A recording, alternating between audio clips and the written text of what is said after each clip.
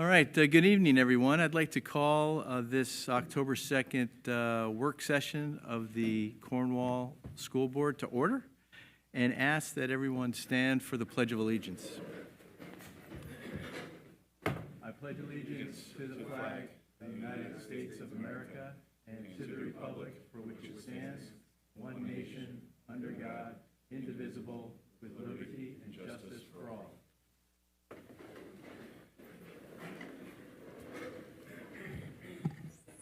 Excellent. Thank you, everyone. I would like to now move to the recognition of visitors. Just as a recap, all speakers are to conduct themselves in a civil manner. Obscene language, libelous statements, threats of violence, statements advocating racial, religious, or other forms of prejudice will not be tolerated. Persons wishing to discuss matters involving individual district personnel or students should present their comments and or concerns to the superintendent of schools during regular business hours. With that said, anyone wishing to come forward? Please come forward, grab the microphone, speak into it. Thank you. Barbara Gazda. This year, on February 26th, the Times Herald Record ran an article, a feature on a Sunday, with Regents' performances in the schools in the area. And they did it, for June 2022, post-pandemic. And Cornwall had 200 regents that came in with failing grades. And I'm wondering, how did we do June 23? And I'm particularly interested in how we did in math, because there's a lot of information out there that speaks to students not having a difficulty with math after the pandemic, with the loss of time in the classroom. So you have my contact information. If someone could get that information to me, please. Or if you want to bring it up at a meeting, address it there. I'd just like to know how we did. I'm not sure that the paper would be doing a follow-up, but I think it was an interesting number. Thank you. Okay? Thank you. All right, anyone else?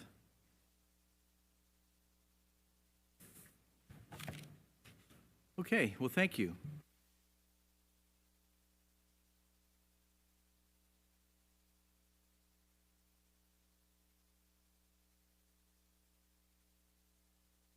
I noticed that we have Doug Zimmerman, partner from EFPR Group, with us. I'll turn it over to Terry or Jim if you want to provide any introductory comments prior to Doug getting into his presentation.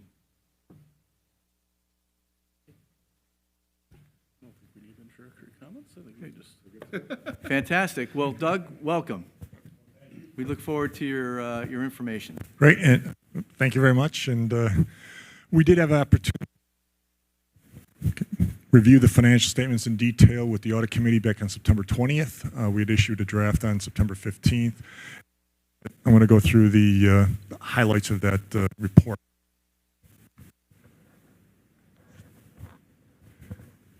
The audit approach is a risk-based determination of the audit for the district. We look at significant audit areas. Sorry to interrupt. Can you just make sure you're speaking to the mic? We can hear you without it. Okay. But if you're not in the microphone, it doesn't get recorded on the video. Gotcha. Thank you. Okay. Yeah, I'm a... So, so we identified significant those internal areas. We also tested the effectiveness of the internal controls that are in place. We identified audit work programs and that were designed for each significant area that allow us to make our opinion. We do issue a number of reports. Okay, sorry. We do issue a number of reports. We have an audit of the basic financial statements, which will be what's called an unmodified or a clean opinion. There's also an audit of your compliance with federal grant requirements, and you get about $4.7 million of federal dollars in the most recent fiscal year. We also have a extra classroom activities fund report. So all of these will be unmodified, clean opinions, and that's exactly what you'd want to receive, and that certainly attests to the the work that Harvey and his entire staff do throughout the year to be able to maintain the records to allow us to come in and do those audit procedures. Everything that we asked for was easily provided, freely provided. There were no issues. There were no limitations on anything that we requested. The results of our tests also disclosed no instances of noncompliance or other matters under another set of rules that we follow called government auditing standards. So that's also a clean bill of health. There were no material weaknesses or deficiencies or noncompliance matters on the internal control of our financial statement reporting. There were no issues, material weaknesses, deficiencies, or noncompliance with regards to the major federal programs. So as I mentioned, you get approximately $4.7 million of federal money, and we audited two of those areas, in this year, the special education program, and then also the Education Stabilization Fund, which is effectively the ERA money that you're receiving either directly from the federal government or passed through New York State. And again, those were clean bills of health. The last report that we issued to the board is what's called a report to the board. It's required communication between an audit firm and a governing body. And again, this was a clean bill of health. There's significant accounting policies that are clearly described in the financial statements. Accounting estimates were reasonable. The disclosures, meaning the notes, were clear and concise. There were certainly no difficulties in performing the audit. We had no changes to our audit strategy. As I mentioned, we developed a plan in the beginning, and we're certainly happy to report back that we were able to follow that plan without any deviations based on the information that we saw. We were not aware of any other consultations with other public accounting firms. There are no disagreements with management about any type of financial statement reporting item, and there were no other matters that were considered significant to the district's financial reporting process. So again, overall, a very clean bill of health, and certainly happy to report that back as opposed to coming in with all kinds of issues and findings. And again, it really attests to the quality of the work that is done throughout the year by the entire staff in the business office. I'd be happy to answer any questions anyone has. Any questions for Doug? Bass. Yeah, thanks for the nice presentation. My question is very general. Do you see any room for improvement anywhere in everything you looked at? If we had noted as an example where we saw something that was not in accordance with what you might call best practices, sometimes what we would write is what we call a management letter, although it wasn't a deficiency, here's something that you might try to do better.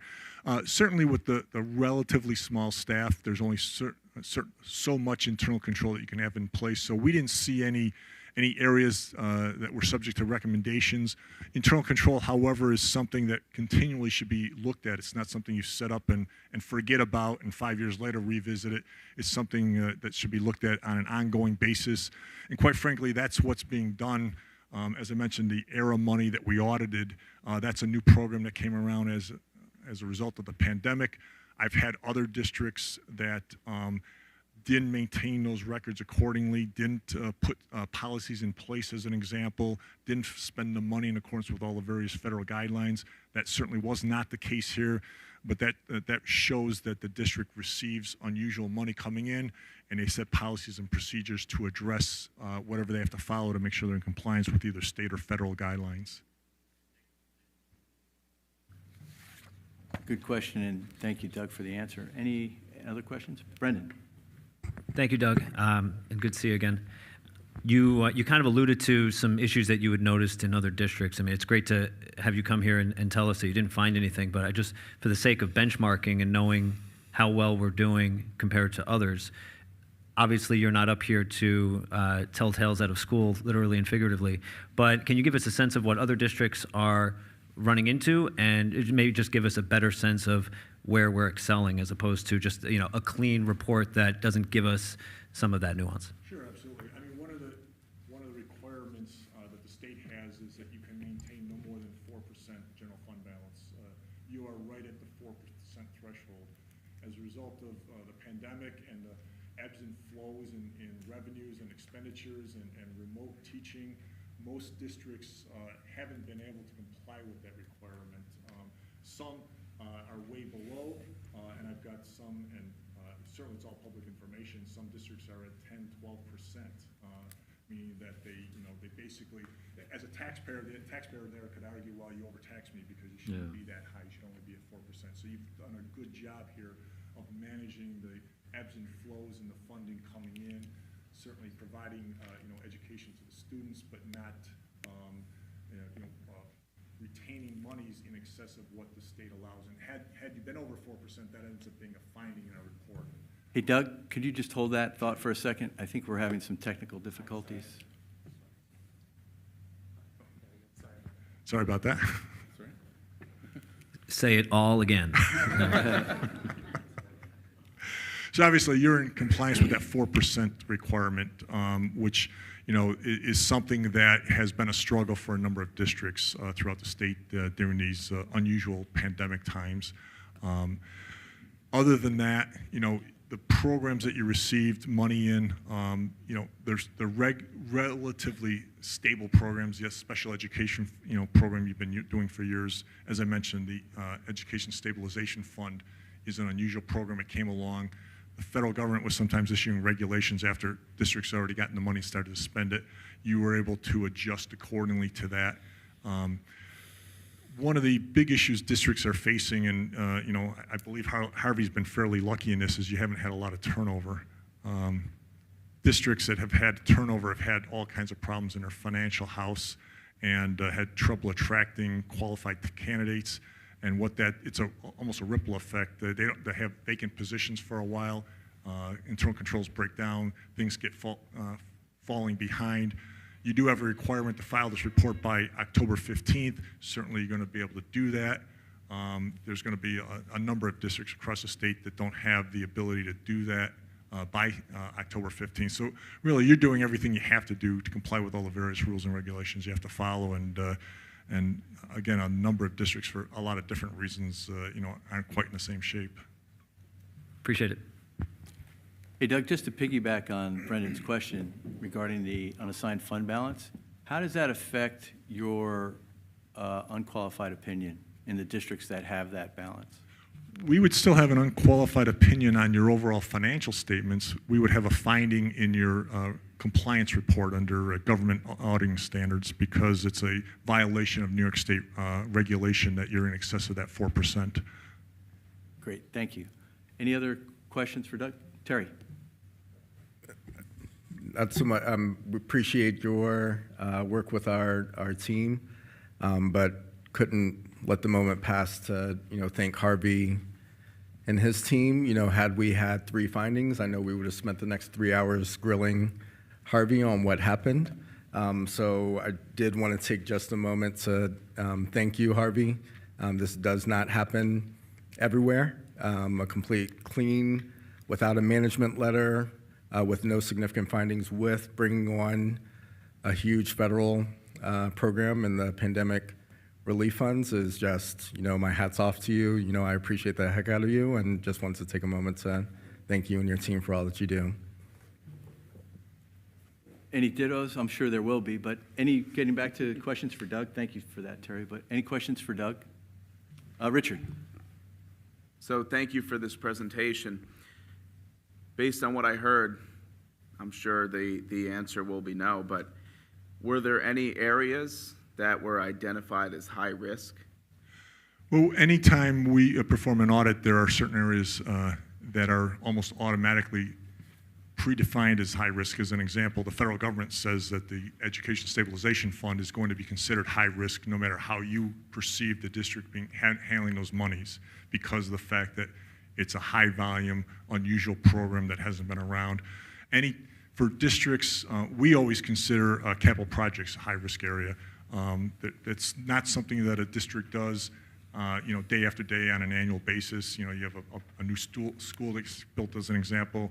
It's something that you might do once every 10 years or something like that. So when we go in, we see, what's changed from last year to this year.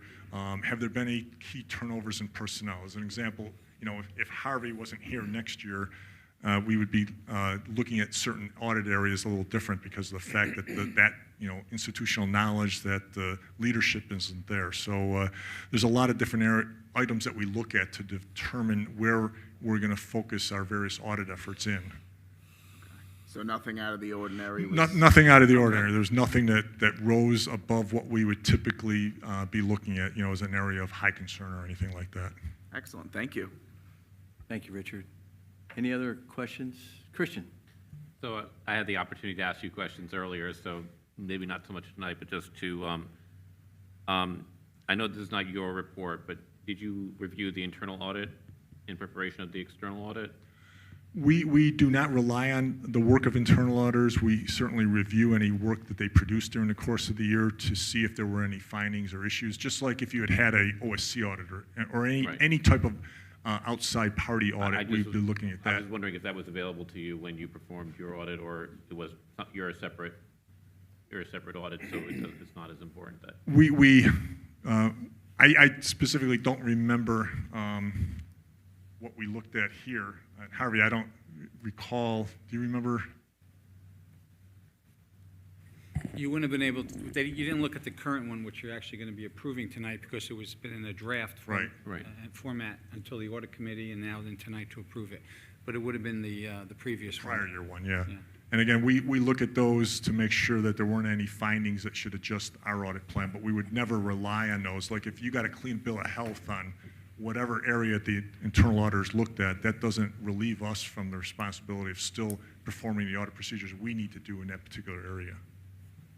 And just one other thing, and Jim, correct me if my memory is, we talked about areas to look at going forward in the future, and how sometimes we always only looked at the highest risk areas to review, and we thought about some things, as you said, are high risk by their nature, and that perhaps we should look at some of the things that are kind of on the lower tier going forward in the next.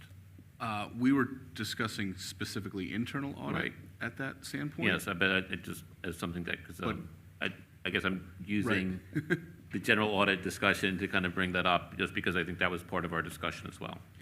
I think the next time we have an audit committee meeting, that is probably a good area for us to discuss of, let's review the audit plan in advance of next year's external audit, and just to explore if there's any other areas that we'd like to audit, Yeah, if I could just add to Jim's comment on that, it's a bit of a sticky wicket when you rely on the external auditor to do whatever they want, to go wherever they want, and then for you to try to specify what you want them to look at. Right. It's a bit of a sticky wicket. And I think Jim is right by saying the internal auditor, who the board does control, does report to the board, is the proper place for us to see how that risk assessment has been made, how items have been classified, and the areas that we, as a board, want them to focus on. So I just want to make that slight distinction. And Doug, could you put a period on that sentence? Yeah, certainly. That is the case, that the internal auditors are going to dig into a specific area that the committee, or the board may have concern with. We are certainly going to reach out to see, is there something that happened over the course of the year that the board or the audit committee is concerned with? And depending on those conversations, we may or may not devote additional effort into that area. I go to some meetings where they're focused on a particular area. It turns out to be a few dollars, but it's concern to them. But from our audit point of view, it could be completely wrong and would be immaterial to our audit presentation, but that certainly is an area that the internal audit would want to handle then, yes. Thanks for that. Any other questions for Doug on this? Well, let me then just say, Doug, thank you to you and your team for conducting a very professional audit of the bank, or of the districts, telling you where I was earlier today, the district's internal controls and financial condition, the statements. Thank you for that. Thank you. I want to thank the audit committee, Jim Cregan, Christian Brunelli, and Nina Ross, who's with us this evening as our community advisor in doing the hard work and reviewing all the documents that Doug and his team and Harvey and his team produced to be reviewed. And lastly, I want to thank Harvey and his team over in the business office for the great work that they do day in and day out, because it makes everyone's job so much easier when you have an effective internal control structure and have do-as-you-go work such that someone can come in and quickly review the documents that necessary to get comfortable with the financial condition of the organization. So without that, I don't know where we'd be, but I thank you for that, Harvey, and please relay our gratitude to your folks there. All right, great. All right, with that, Doug, any last words?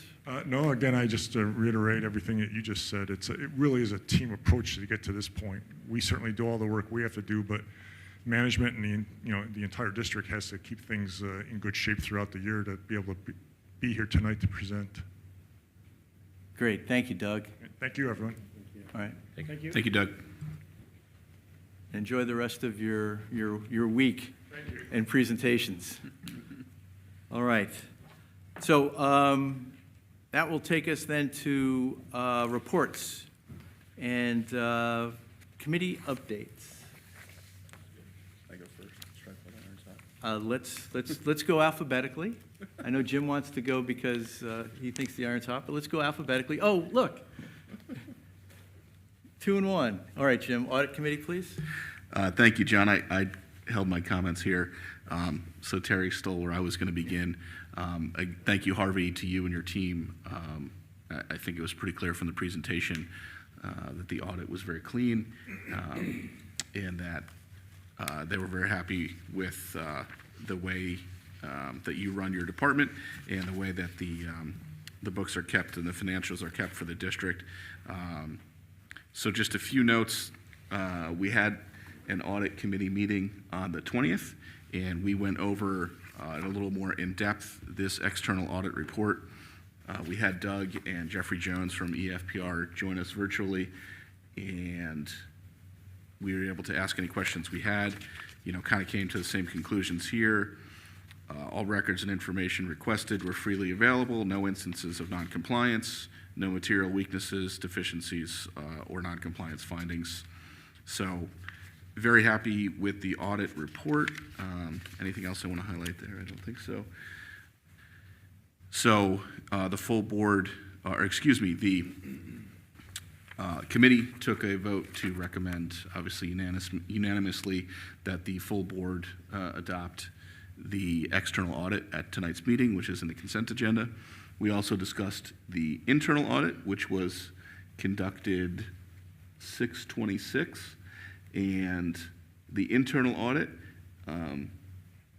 few things we discussed. So overall, it was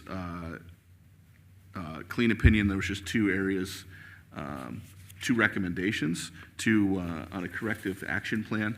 So the internal audit as well as the corrective action plan are both in your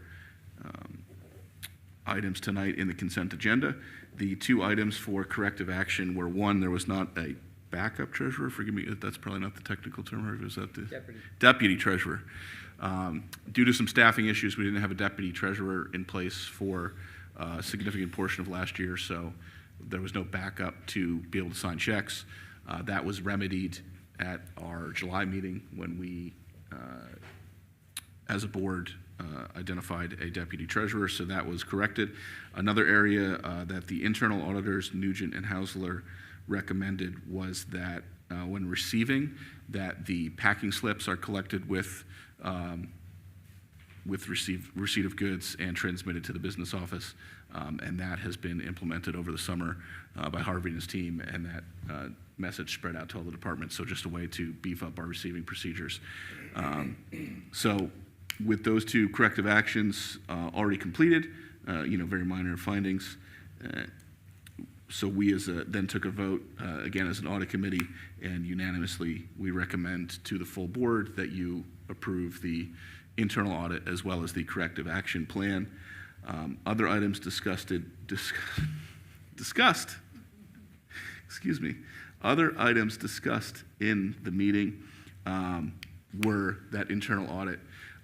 Right now, we essentially just we direct the internal auditor to review one area, and due to either the volume of transactions in that area or the monetary inflows in and out, or a combination of both, certain areas are always classified as high risk, payroll.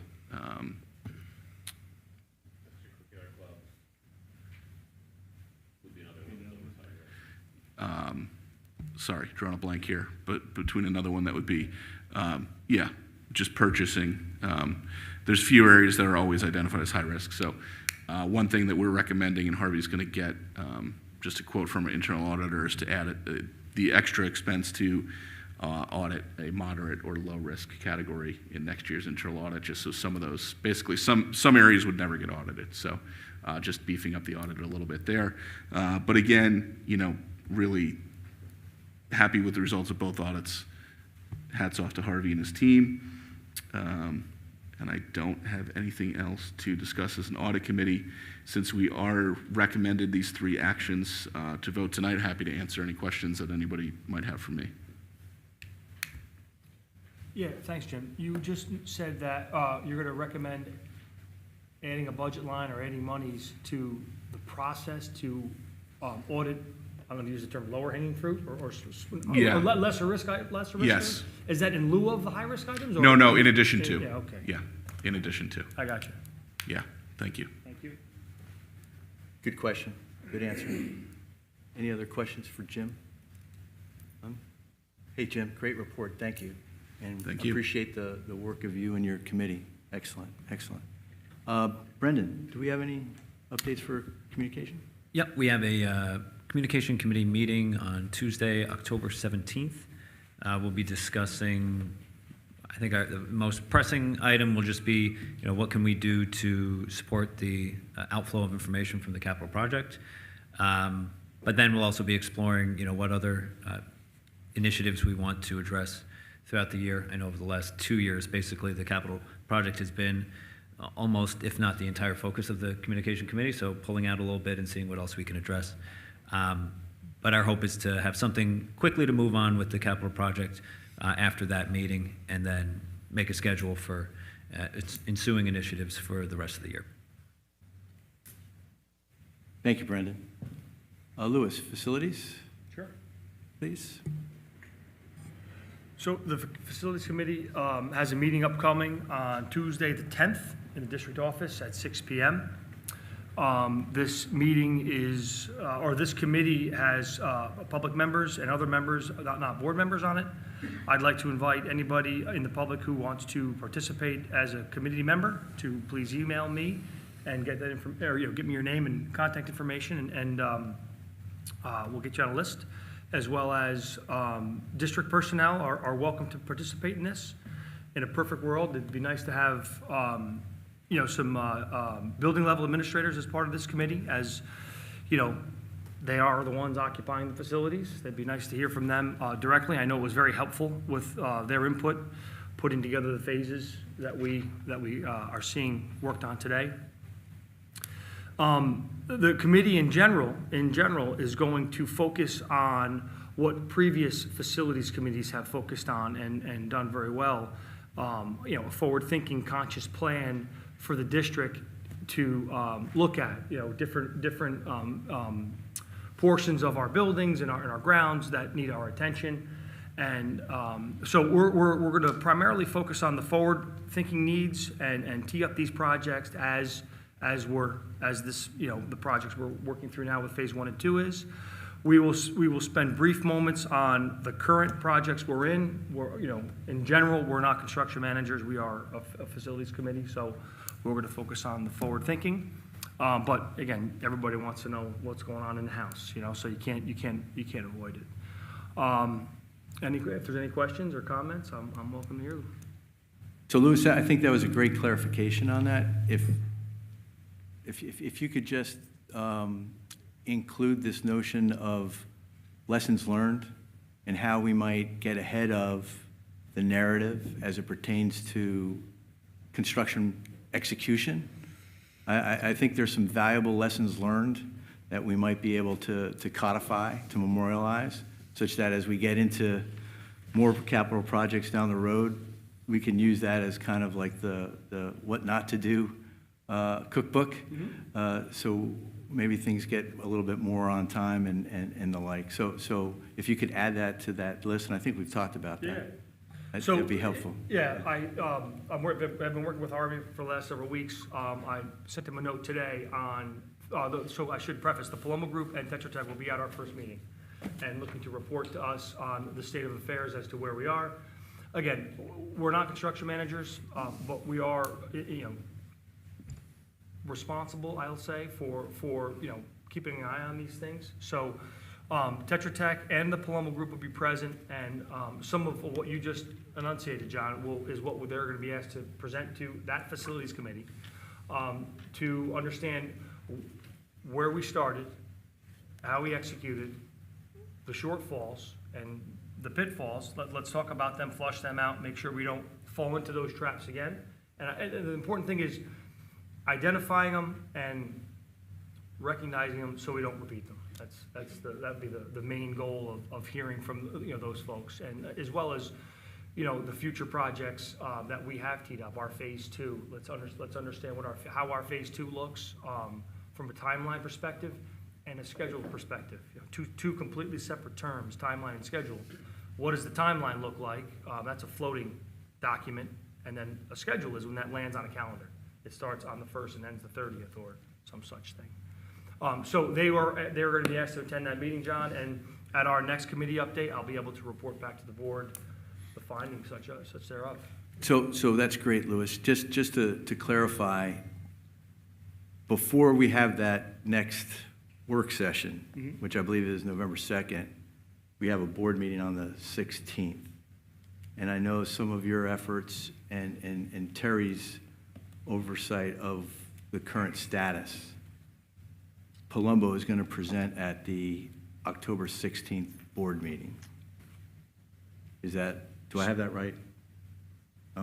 Terry, maybe you could chime in real quick. Yep. So we sketched out a tentative plan with John and Jim, just try to get ahead of making sure people know, keep dates on their calendar. Like last year, depending on how the facilities committee discussion goes, that's why we have, it's a board committee, if they need to change it or what have you, but we're going to rely on them. But right now we have the 16th update on facilities and the second, a few items that you sent out to the board. Right. Okay. So depending on how the 10th goes, I guess, we'll know exactly what's going to be on the agenda come the 16th. Okay? Seems fair? So, John, I guess we're not going to discuss where we're at tonight. We're going to wait for the 16th, right? But I do have a quick question. Terry, you had sent an email out which was that the bathrooms are in use. So I'm taking that to be that they're in use, but they're not completed, correct?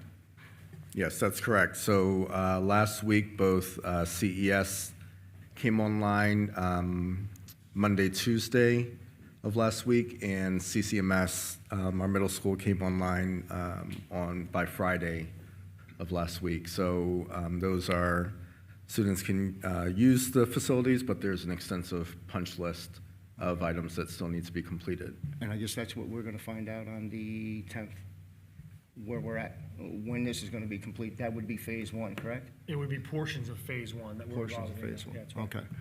Okay. Okay, great. Any other questions on that? I think it's pretty well covered. Louis, thank you for that. Moving on to policy. Have we had Jim? Thank you. Policy has not had a meeting yet. We are scheduled to meet next Thursday on the 12th. Excellent. Visitation, Richard. All right, thank you. So I have a few updates to give everyone tonight. First off, we had a meeting on September 19th as a committee, and We discussed various topics, and it was agreed upon by the committee that it was needed to create a committee charter, and that's what I'm going to present tonight. I apologize, it's on me that I didn't have printed copies for everyone, but I did email it to the board and administration prior to the meeting. I believe it should be on board docs. If not now, it probably will be in the minutes or whatever. So, anyway. Hey, Richard? Yeah. Just in the interest of time, I appreciate the committee meeting and putting together, you know, some structure Yeah. to the visitation committee, because I think it would be worthwhile as we move forward. I'm not sure how many people have actually had a chance to look at the document that you're referring to. I can admit that I am not one of them who has had that opportunity to look at what's been posted. I don't want to detract from the good work of the committee. Is it possible for you just to give kind of like a high-level summary of what's in the document, and then to provide kind of a timeline that you're considering in order for what I'll call, lack of a better term, like maybe board action on it? Yeah. Can you do that? Just in absolutely. the interest of time and knowing that I'm sure, much like the policy committee, when policies come before us, it gets well vetted and discussed, and then there's what do you call it? The first read, thank you. Yep. Thank you, Christian. The first reading, and then there'll be a subsequent. So I don't want to consider the first reading tonight. I think we could do that possibly next time. And if there's really no objection, we probably could go right to a board action that same night. But just give us a key summary of that charter, what you're thinking, the committee's thinking of, as well as like a timeline Sure. for Thank you. implementation. Yeah, that's great. So this is the first reading. I included that in the email. This will give you more time to look at it. So basically, in the committee meeting that we had, we discussed a few things, right? Committee scheduling. We decided that the end of October, early November would be the best time for us to do our first visits into the school year and visit all 5 of our schools. And the second would be April or May, before the budget vote. And it probably would be best to have it before the budget's approved by the board. So if there's anything that we hear, we could bring it up before we approve the budget to go out to the voters. So let's see here. I took some notes, so let's see. So basically what's in the charter, it covers who's on the committee. It's up to 4 members of the board can be on this committee, not a quorum. And that will be approved by the Board of Education or by the board president. And they'll be they'll be the ones that have the, what would you call it? They have the responsibility of going through our schools and coming back to the board with a report and with their findings. And the chairperson, they'll be the main coordinator for these events. They'll be charged with putting together the visitations and coordinating that with the committee. They'll also be put in charge of putting together the reports and making sure that the committee agrees on that and making sure all their input is incorporated in that report. So the committee, they're there to visit, observe, and chat with the teachers and staff. It's important to note that the committee cannot make decisions for the board. And we'll organize our visits working with our administrators. And the committee will compile detailed reports and spend time chatting with our teachers and staff. So in our discussion that we decided that we should have at least 4 meetings per year and to go over our visits and to schedule our visits moving forward. So that's an overview of our report. I emailed it to everyone. So if you when you get a chance to look at it, feel free to send your comments, feedback, and questions to me and the committee, and I'll be sure to have that for you at the next meeting. Thank you. Okay, Richard, thank you for that. Just to clarify something Yeah. that you said in terms of the coordination. You mentioned the committee, but it takes 2 to tango. So on the school side, the committee, the chairperson, you're the chair. Yeah. You're going to coordinate with whom at the district level? Yep, so I think my understanding is that, Megan, you've been the liaison between the board and the administration, and that's our plan. I'm going to set up a meeting with Megan, and we'll develop a schedule for these visits into the schools. Okay, so we're going to continue the way we've done it in the past, it sounds like. That's the plan right now. We'll discuss that yet. Okay. And I think we'll align those visits with our board goals. So, Okay. you know what I mean? So, So I'm not sure but that's for another time. Okay, I don't think we need Broad overview. to deep dive on that right now. But in the interest of time, speaking of timelines, so you're asking everyone to yes. review the document you sent out. So And when would you like feedback, input, whatever? I would like feedback over the next week, and I would like to approve this at the business meeting on October 16th, I believe, or 18th. Okay. So That would be my timeline. So the 9th is when you'd like to receive input? Yeah. From everyone, by the 9th? That seems reasonable. Anyone have any problems with taking a look at this charter? I know we have one other charter.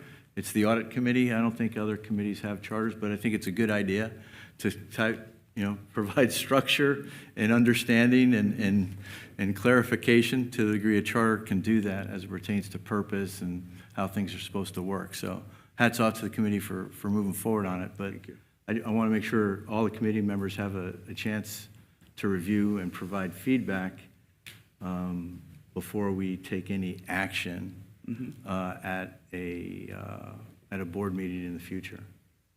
So October 9th seem reasonable? Louis? Yeah, thank you. So akin to our other documents that we receive, review, provide feedback, and approve, I think it's a little fast-tracked to say, here it is tonight, I'm just going through my emails at 6:30, and then say, at our next meeting, we'll look to approve it. Actually, Richard, you know tonight that you'd like this to be a first reading. Akin to our policies, they're reviewed, they're sent out, first readings happen, a period goes by, then a second reading happens. I think this is the same notion. Sounds like we're trying to push a little bit to get it through without the proper review. Sounds like I feel as it should be considered the same way that other documents are. Our goals, for example, Terry's goals, they're sent, they're issued in a public meeting, reviewed, issued again for a final review, and then we're accepting them. That's my opinion on the timelines. So, yeah. So I think, I sent it, and that's my apologies, sending it kind of last minute. I think we're giving everyone a chance to review it up until, October 9th or whatever, and we'd vote on it the next meeting. So I think that's plenty of time to review it between now and then. I appreciate that view. Actually, I appreciate everyone's view on this. I know we have precedent under policies. I think that's an appropriate precedent to kind of follow in general.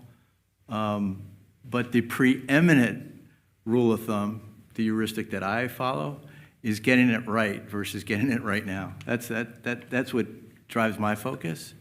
And Richard, I don't want to detract from the good work of the committee at all. The fact that you guys sat down, got together, put a charter together on your own speaks volumes of not only your initiative but also the care that all of you place in this district and the role that you play as members of that committee. So hats off to you all on that. I want to make sure that we as a board, right, conduct our affairs in a methodical, thoughtful, and responsible way. And I'm not saying what you're suggesting is not that. I think what you are is. I just don't want to prejudge outcomes. And so, you know, let's get it, let's see what happens. We'll get it on the agenda for the next board meeting as a specific item. And whether we get to yes at that meeting or have to get to yes another time, we'll let that meeting and the discussion that ensues be the final arbiter on that. So I don't want to prejudge outcomes or tie the board's hands in any way towards a timeline that may or may not be realistic based on, you know, what's in the document as well as any feedback you receive. And that's not a knock on anybody, okay? I just think it's board work, and it can be somewhat it can be somewhat you know, challenging, to use a clean word. John? Bass. Yeah, I'm a member of the committee, so I can just add some context a little bit. Very valid point, Lois. I mean, you know, like having enough time to review. But like the document we're talking about, like everybody should know, it's like a one-pager. You know, it's not. I mean, to compare it to the policies that we review, Terry, I mean, put out, and like we'll be talking like 100 pages. I mean, every time. I mean.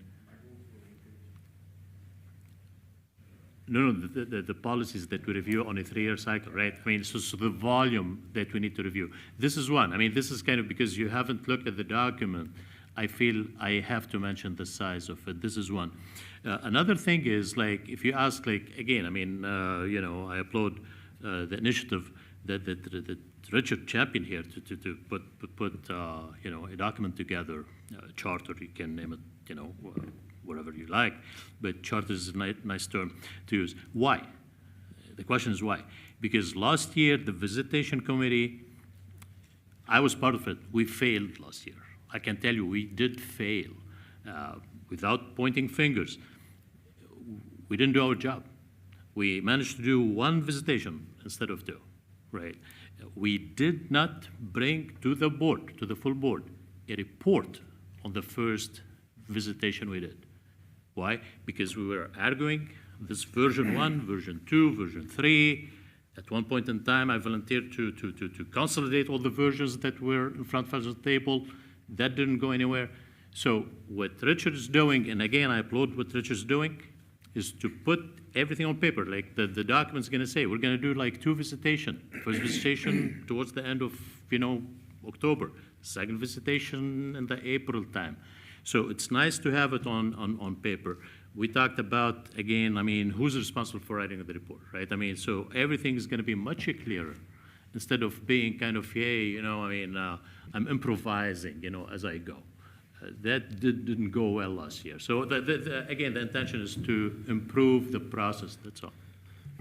Thank you, Bass. I appreciate that. May I ask a question? Yeah, Christine. Are we bound to a timeline to get this done? Like, will it impede our ability to have a visitation in the first half of the year? I don't Okay. see that it would. I think the sooner we get this, you know, figured out and approved, it would be better. I But mean, yeah, I can yeah. appreciate the enthusiasm. Yeah. And you put a lot of good work in, you want to keep it moving. But if it's not going to impede us getting into the school this semester or whatever, first half of the year, I would just recommend that we just kind of follow the established process. If there was a milestone that we were up against, I think that's when we can step back and say, can we make an accommodation here? Right. That's my suggestion. Thanks, Christine. I appreciate that. Richard, you got something to add to that? Or- I was just going to say, so first reading, right, that's at this meeting. I don't see there being much of a difference between getting it on a Friday or Thursday or Friday afternoon and today. And it's close to the meeting, I get it, but we're giving everyone a chance to review it over the next 10 days, up until the next meeting. And if there's enough questions, and then I think that discussion would be had at the following meeting. Richard, I think that's fair. I think the next step, let's prejudge all the steps, but the next step is for us as a board, individually, to provide feedback to the committee on the document that you've provided the board. And then at some point, next meeting, we will come together collectively to talk about not only that document, but hopefully maybe revisions that you may have made based on the input from individual board members to the whole board. So I don't want to belabor the point. I think everyone's focus is on addressing a structure for the visitation committee to improve its effectiveness as well as its utility to the board as a whole and the district. And hats off to that effort. I fully support it. And like I said before, when getting it right is more important than getting it right now. And when I say right, my timeline is within the next 30 days, okay? I'm not saying 6 months from now, all right? Just to clarify. John, Sure. can I just add, so Hi, Megan. I've always been the liaison with the administrators and the chairperson, so for me, I'm the realist here with schedules of buildings. This isn't ready, and there's no way this is going to be set for the end of October. It takes several weeks to plan a thoughtful schedule, to have focused groups for the board to go into based on the superintendent's goals. That's what it's typically been based on in the past, because if the district is looking at something specific for academics, then I would imagine that the board wants to come in and see that in action. We haven't begun this scheduling. You haven't reached out yet. I'm sure you're going to. So I think there's steps that need to take place in order for it to be a thoughtful visitation, because it can't just be walking into classrooms unannounced. It needs to be an invited process and then thoughtful discussion aligned with what's happening in the district. Yeah, I think that's fair, but I also want to caution the notion that things have to happen sequentially versus, in some type of simultaneous effort. So as the board is looking at what the charter looks like, my hope would be that the scheduling can be done independent of what's in the actual charter itself. I have no reservation with that at all. And so I don't want to make just haven't things heard anything contingent yet. on Yeah. a charter that the board has not had, that we're trying to develop and approve at some future date to the betterment of the committee's performance in the future. So, Carl, go. Well, I think what we have to do is once everybody gets to read the documents, we have to see what the feedback is.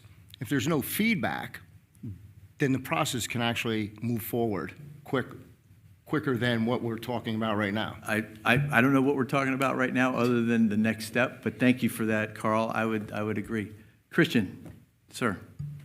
So I'm going to, I guess, take the position, and I'm not going to argument here, but given some of the lead times I've had on longer documents that we have to vote on and consider, I think October 9th is a reasonable amount of time for a charter for a committee to know specific requirements like an audit committee or a policy committee has. So I think that I intend to have this done a half hour after this meeting concludes. I don't think that if there's not a substantive objection, I think that it is an improvement, and I think I'm not sure that this is something where we need to parse language that carefully. And so I would just urge to move it forward and to honor the effort. And as I said, I could refer to other documents that we have voted on already this year where the lead time was less than the 8 days that Richard is suggesting. All right, thanks, Christian. Louis? Yeah, yes. Another point to talk about, I think, is the union lens of it, the teachers' union. Have we consulted?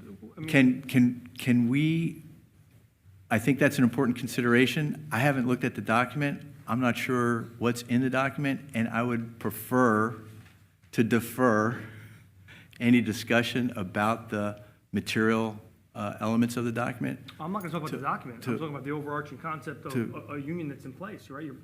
The visitation committee is now or the visitation committee is looking to develop a very formalized document and develop reporting, as Vass noted, documented reporting, fileable, foilable reporting now, with based on board members being in a building and being present with teachers and educators and staff, et cetera. We got, through the grievance process last year, we made assumptions, the district made assumptions that were grieved based on past practice. And it'd be prudent of us to take that lens into consideration, developing a charter, again, making something so formalized as to developing a charter, right? And I get the play, and I'm all for it. I think it's a good thing. Frankly, if we're doing it for audit, we're doing it for visitation, we should make it uniform across the board. We should apply a charter to other committees, if that's the case. But make sure we explore all the avenues, and we're not exposing ourselves to problems down the line. That's all I would know. Okay, appreciate that. And I think that's something that the committee took into consideration when we were working with the charter. So let me try to put a bow on that and just say that the committee reports that they've put together a charter, a draft charter for board review. Individual board members will now have a chance to review that document and provide their individual feedback to that document. The committee will then kind of do what committees do, assess and filter and look at to provide a document for our next board meeting so we could continue the conversation and the discussion as it pertains to improving the structure and guidance for that committee. Seem fair to everybody? And just to be clear, John, because you said it before, just to underscore it, if it doesn't seem like we're ready to vote on it next meeting, we don't need to feel pressured to do so. Right, exactly. Okay, well, thank you, Richard, and thank you to the committee for putting that together for us. Definitely moving the needle forward, in my view. Okay, any other updates for the board? Bass, yes. Yeah, there's, as everybody knows already, NISBA sent us a while ago, I would say a month ago, if not more. They sent 2 versions of the proposed resolutions on which the districts would have to vote the same day we have our next meeting, actually at 4 p.m. And I'm the liaison with the NISBA. I'm going to cast the vote on behalf of the district. So rather than casting my own vote, which reflects my own position on those like 56 resolutions, plus 1 came late, plus 9 resolutions, they were amended. I'd like every board member to give me their vote, and I will cast the tally. Since we are 9, I'm not worried about a tie. I mean, the votes would have to be 5-4 anyway, and whatever the results are, I will cast them on that day. The meeting is going to be virtual on Zoom, but that's what I intend to do. So I don't know if you had a chance already to look at those resolutions. They're all over. I mean, there are, if you want me to give you an example, like one resolution says each school district would have to have Narcan to fight, fentanyl overdose. And it says, like the original version says the district would have to fund that. And then the amendment came, no, the state would have to fund that. But this is just like one item, for instance. And there are like different natures of resolution all over the board. I think it would be very important for us to cast our vote on those. Yeah, thank you, Bass. So I think you bring up a good point that these resolutions are basically NYSBA's talking points, legislative efforts to influence state action up in Albany. Many of these resolutions have already been established in the past, like adopted, say, 2018, 19, 20, and so on. I haven't looked at the document specifically to see what new resolutions are being proposed for this year. But I ask everyone to meet Bass in providing him the feedback and do it by exception, because there are over, I think, 100 items there that if you could just let Bass know of those that you take issue with, he will tabulate. And Bass, if there's ever a situation where the majority of the board is not in agreement for these resolutions, please let us know so we can have a meeting. But my sense is, in past practice, these resolutions are supportive of school districts and in support of Albany doing the right thing as it pertains to the funding of such things as UPK and the like. So just, if you would, Bass, tell us when, again, you are looking for this feedback so you can go about doing it. I know the meeting is like in a week or two, maybe 2 weeks. So on October 16, just the day we have our next meeting. Right, so it's a virtual meeting, I think, right? So it is virtual. So you'll be here for our meeting, but you need the feedback from us ahead of time. So when would you like the feedback from the board? This is the thing. It's going to go along with what Richard just said. If you can do it in a week, but again, keep in mind, it's not like the documents have been sent to all of us like over a month ago. Right, they've been sitting in our mailboxes. Probably we had some time to look at them. Yep. Probably not. Understood. but so October 7th or October 9th. Yeah. End of day seems like a reasonable time frame to provide feedback to Bass on these NYSBA resolutions. Anybody have a problem with that? What I did is I prepared a spreadsheet with all our 9 names. Yeah, thank you for that. Resolutions. You just go WN, WN, WN. That's all I need. Yep, great. And send it back to me. So it sounds like everyone can accommodate that timeline. So thank you, Bass, for putting it all together. Christine? Yeah, exactly. Okay. All right, any other items, updates? All right, so then let's move to the next item on the agenda, which is new business consent agenda. In the interest of time, I'm just going to ask, is there any items on the consent agenda that anyone would like to remove for a separate discussion? John, yes, personnel actions, number 2, and approved cafeteria worker, number 8. Number 2, number 8, okay.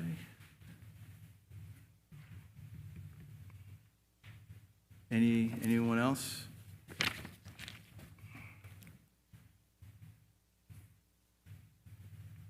All right, so can I have a motion to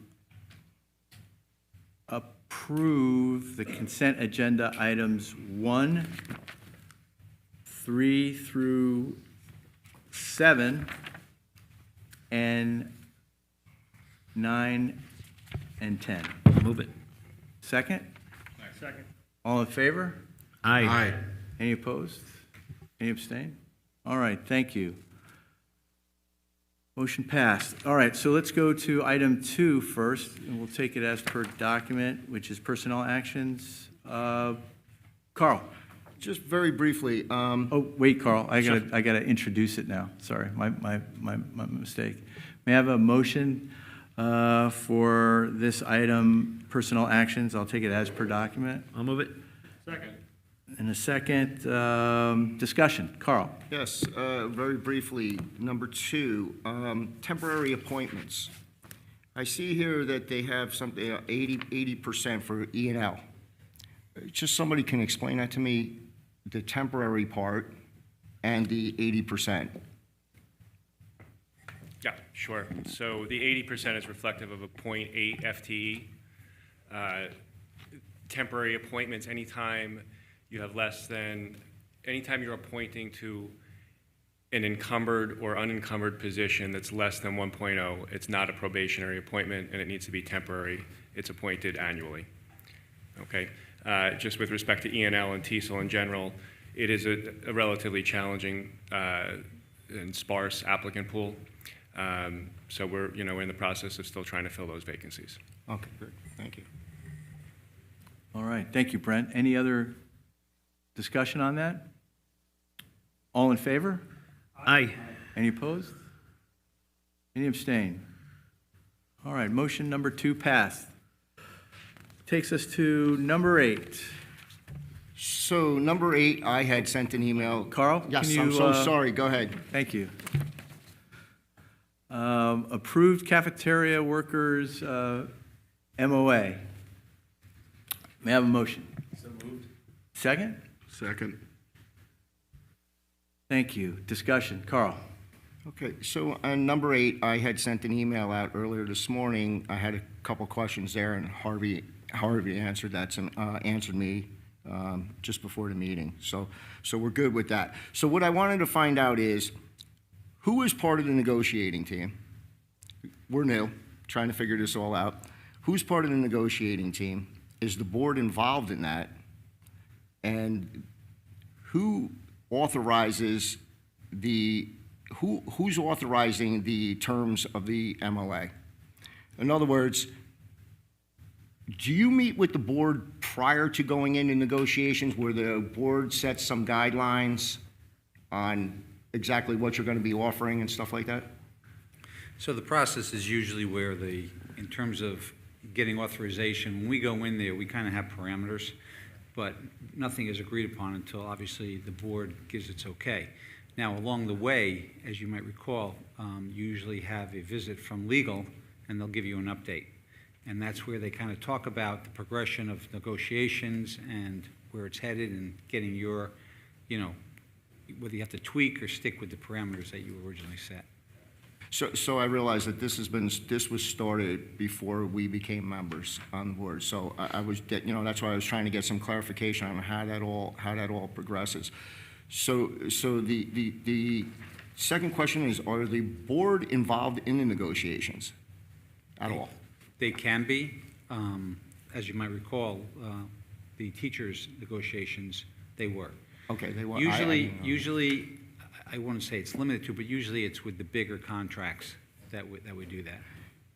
And like I was telling you before, in the CSEA what I'm involved in, we do, we have secretaries, everybody falls under one contract. So this is unusual of where I see the CSEA has like 2 or 3 negotiating teams here. So, so we do get involved. Is there anything coming up? Is there any negotiations, any new negotiations coming up? We're actually good right now. Good, okay, Yeah. That's it.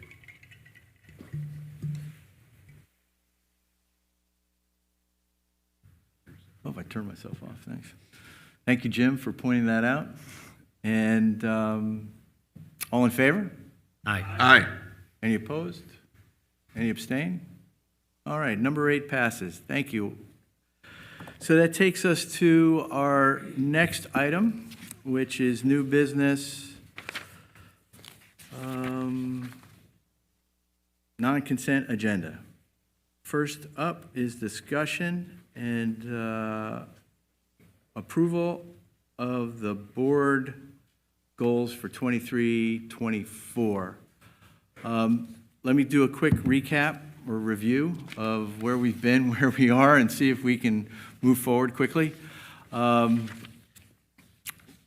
We've been looking at board goals for the last, 2 weeks.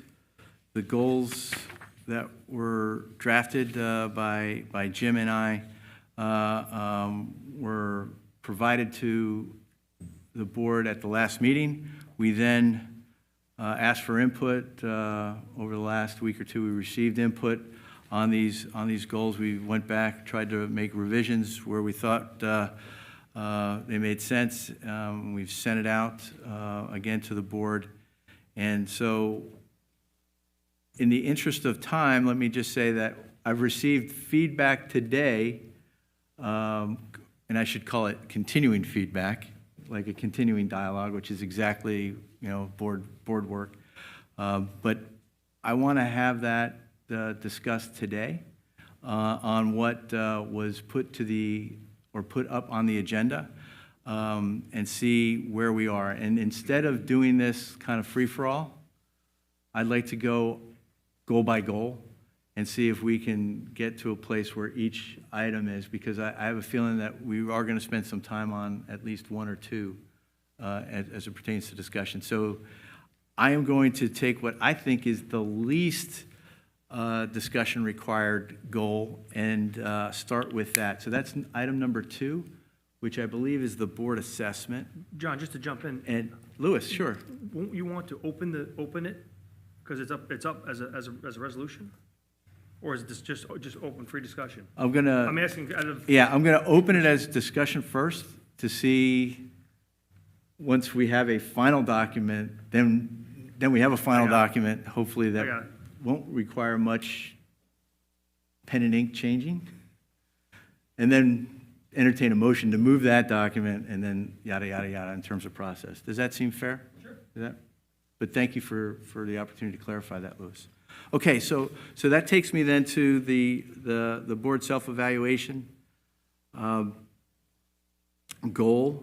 I think Jim was the one who pointed out that this is probably something that is worthwhile to do, that we should be doing, and that we need to commit to getting done this year. I'll open it up for any commentary, discussion, or requested changes. I think we're good. Good, great. See, that I thought that would be the easy one. Okay, thank you for that. All right, so the next one I would like to take on is the first one, which is the basically putting together a long-range planning roadmap towards the eventual development of a strategic plan for the district. And I would like to open it up for discussion. I don't want to go individually because it might not be required, but I do want everyone to contribute. So I'm just going to open it up, and Brendan, I recognize you first. Thank you. So I just want to clarify my understanding of the second we will. So create a project plan document that identifies the key tasks, stakeholders, participants, inputs, resources, timelines, and work required to create a multi-year strategic plan by May 2024. My understanding is that by May 2024, so let's just back up. We're defining 2 nouns. The project plan document, which is basically the document that we will use to plan what the strategic plan will be, right? And then there's the strategic plan document. My understanding is by May 2024, we are committing to creating the plan document, not the final strategic plan itself. Is that a correct understanding? Correct. Okay. That will come later. Yeah. And that effort is the heavy lift. Right. So we're not... This is basically doing the brainstorming of, right, if you were to do this endeavor, what type of information would you need to do it well? Yep. And so this is like the fact gathering effort. Yep. That bullet. So we can assume that would happen, the strategic plan document, the final output would happen sometime next year. no earlier than next year. Assuming we can get to the board to agree that such a effort makes total sense, because it is quite the lift, yes. Yeah, okay.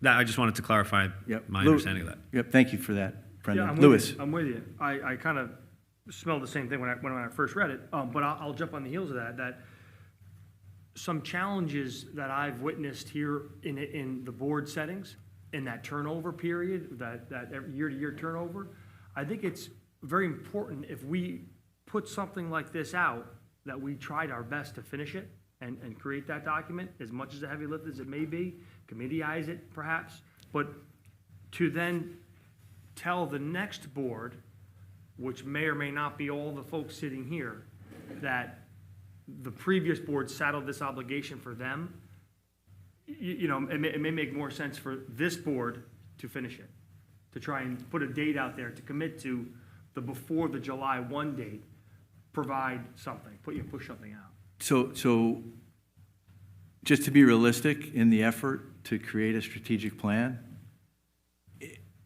if we have the roadmap established and a project plan document established, we're not going to be able to get that done.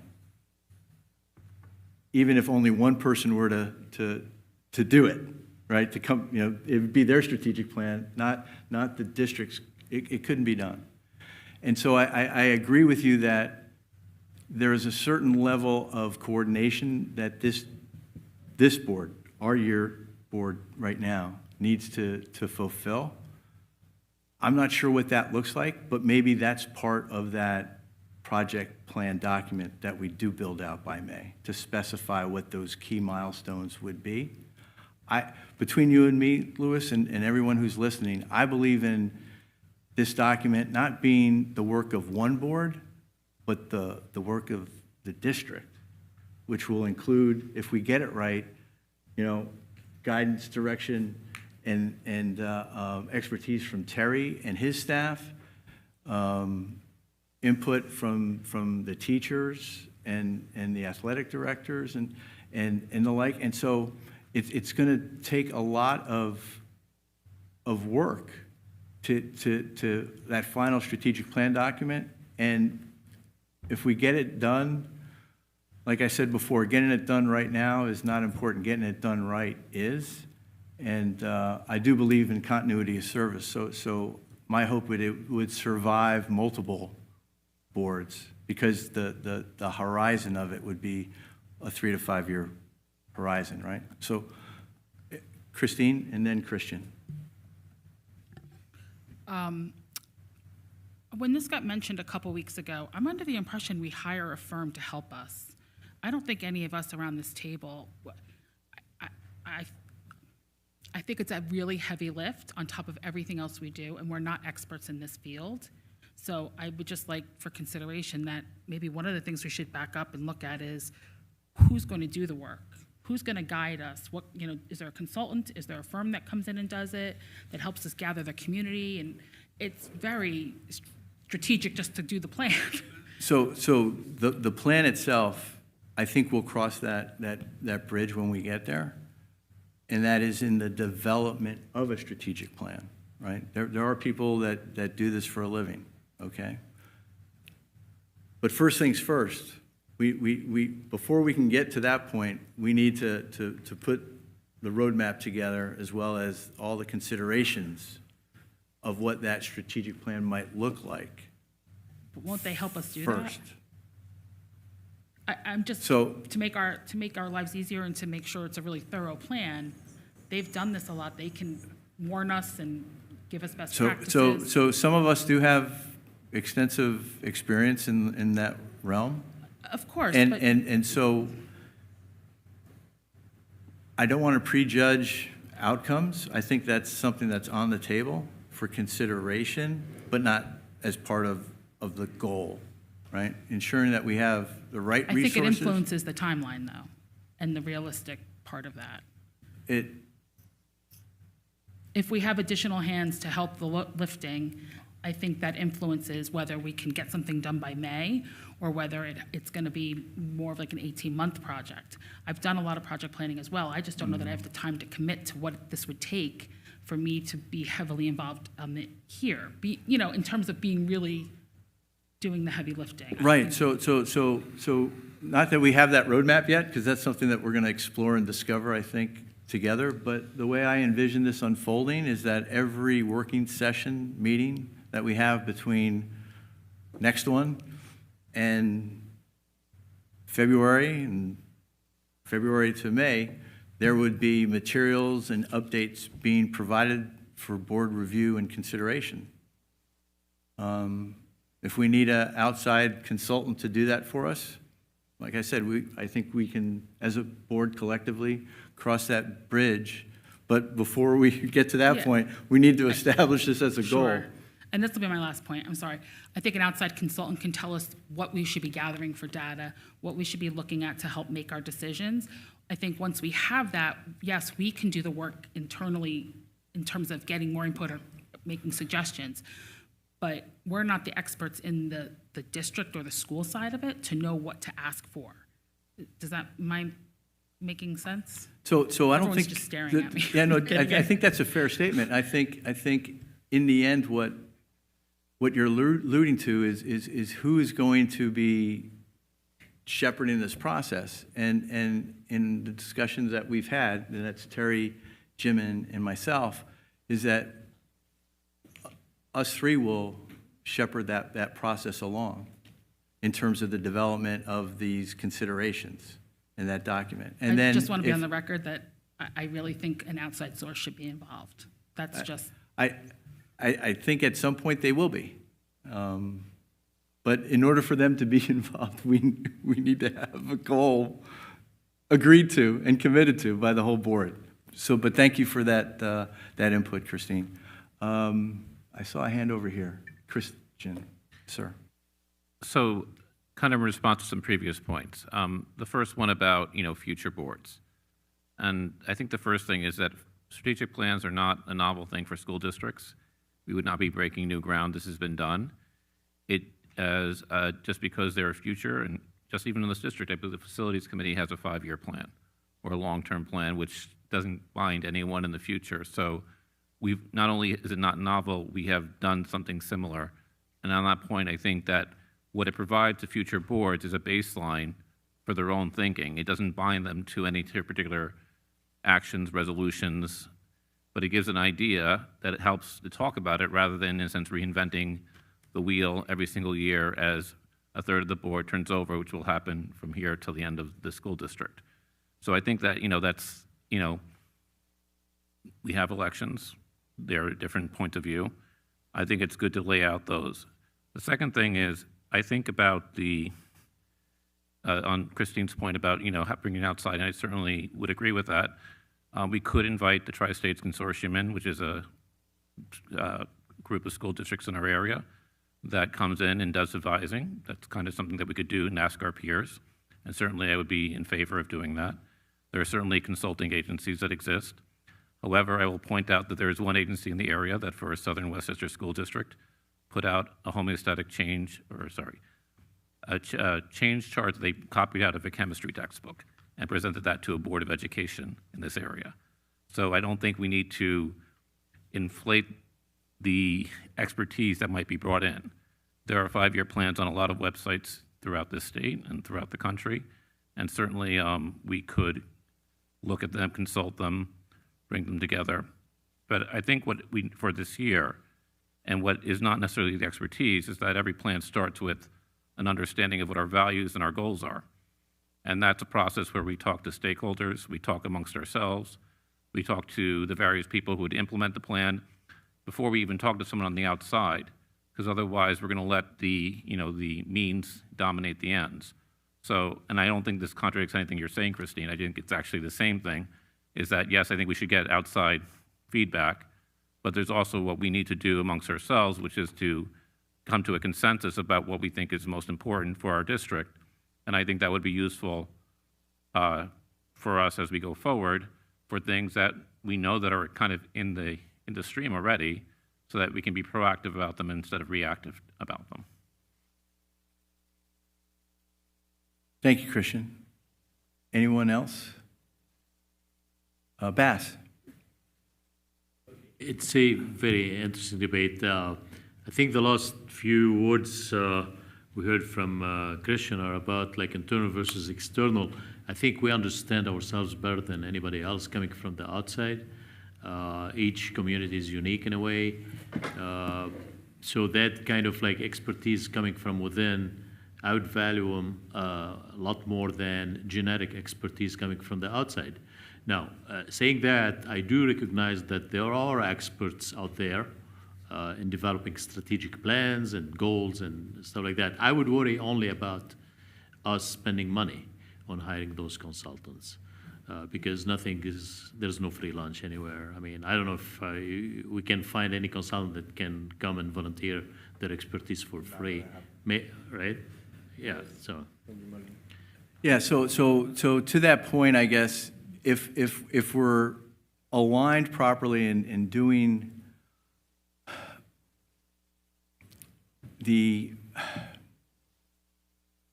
support of a strategic plan, at some point, these items would be identified and then properly budgeted so that everything's flowing as it should, right? We're starting this process from a baseline with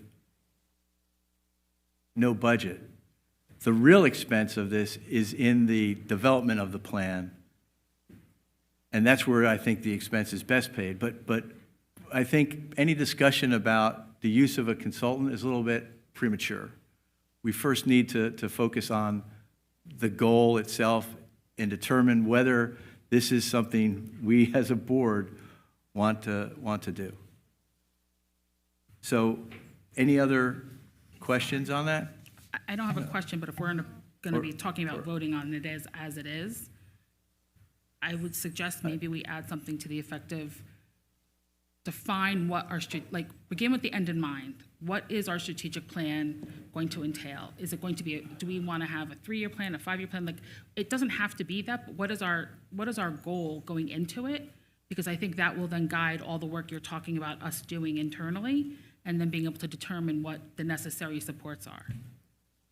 So I think that's fair. I'm not sure I understand the distinction between what would be required for a strategic plan that covers 3 years versus a strategic plan that covers 5. 1 year versus 3 years versus 5 years. Like, what is our desired outcome here in terms of the complexity of the plan? Right. I guess is what I'm really wondering. And I'm not looking for an answer. I'm saying I think that's part of our process in developing this. And I think that specifically to your point is covered in that second bullet, that the plan document would identify the key tasks, the stakeholders, participants, inputs, resources, timelines, and work required to create a multi-year strategic plan.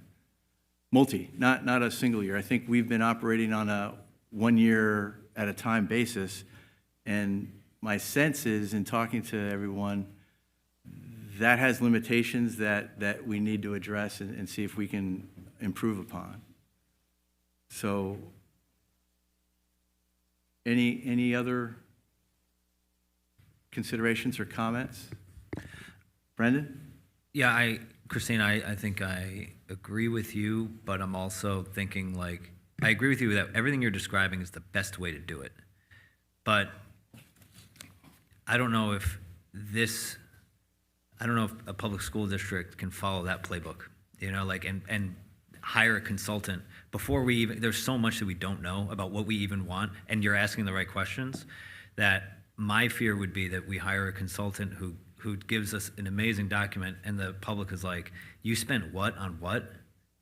Like, we have to vet what level of document is even necessary, and where all those different sliders like align, like what we need, what we can afford with either time or actual resources, and what people are actually willing to support. I don't know where any of those three land, and we might need 6 months just to figure that out, or a year to figure that out. 100%, and I'm not suggesting someone comes in and tells us who we are or how we do it. more of someone who's going to help guide us. John, I don't know your expertise. Maybe this is what you do every day, and so then we don't need the person, right, in terms of running projects. But I think just someone who can help lead the discussions so that we're on task, hitting the marks, getting what we need to get to put the plan together. If we have that expertise on the board, then of course we don't need to spend the money. But, and I'm not suggesting they tell us who we are, they ask the questions so we can define ourselves.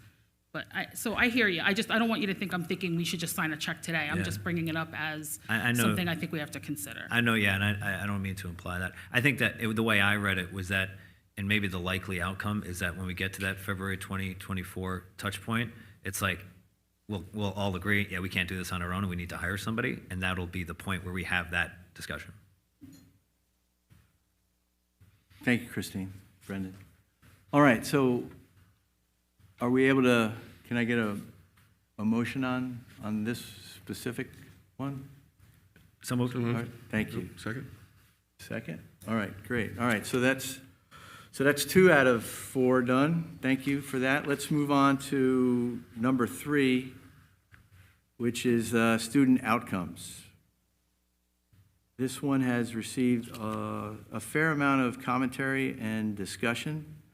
I appreciate everyone's perspectives on this.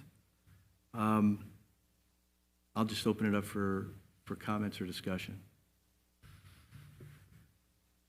Bass. Yeah, thanks, John. I start by kind of apologizing for my late comment I made. Sent to you, the board saw it today. My last 3 weeks, weren't easy. But anyway, I read the document, the whole document as is, but in my mind, is good. It's, I'm in support of the whole document. I only I made the suggestion to add, basically, we will, bullet point under the student outcomes. And that is, in a way, it's symmetric by itself. To keep our eyes on our ranking. And when I say ranking, I look at the most, ranking kind of, maybe organization that people look at, and that is the U.S. News. I'm not making any kind of endorsement here, but I think anybody listening to the video would agree with me. U.S. News and World Report, ranking colleges, ranking high schools.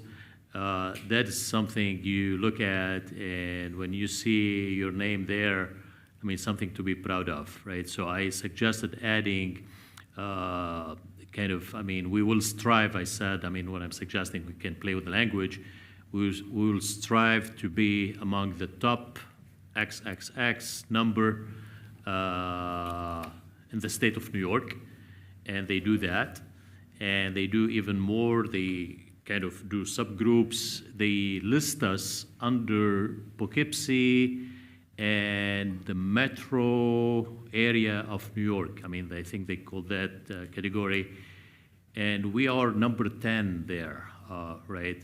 So, what I said is we can look even at Orange County. Now, U.S. News and World Report, they do not list Orange County. They don't list counties.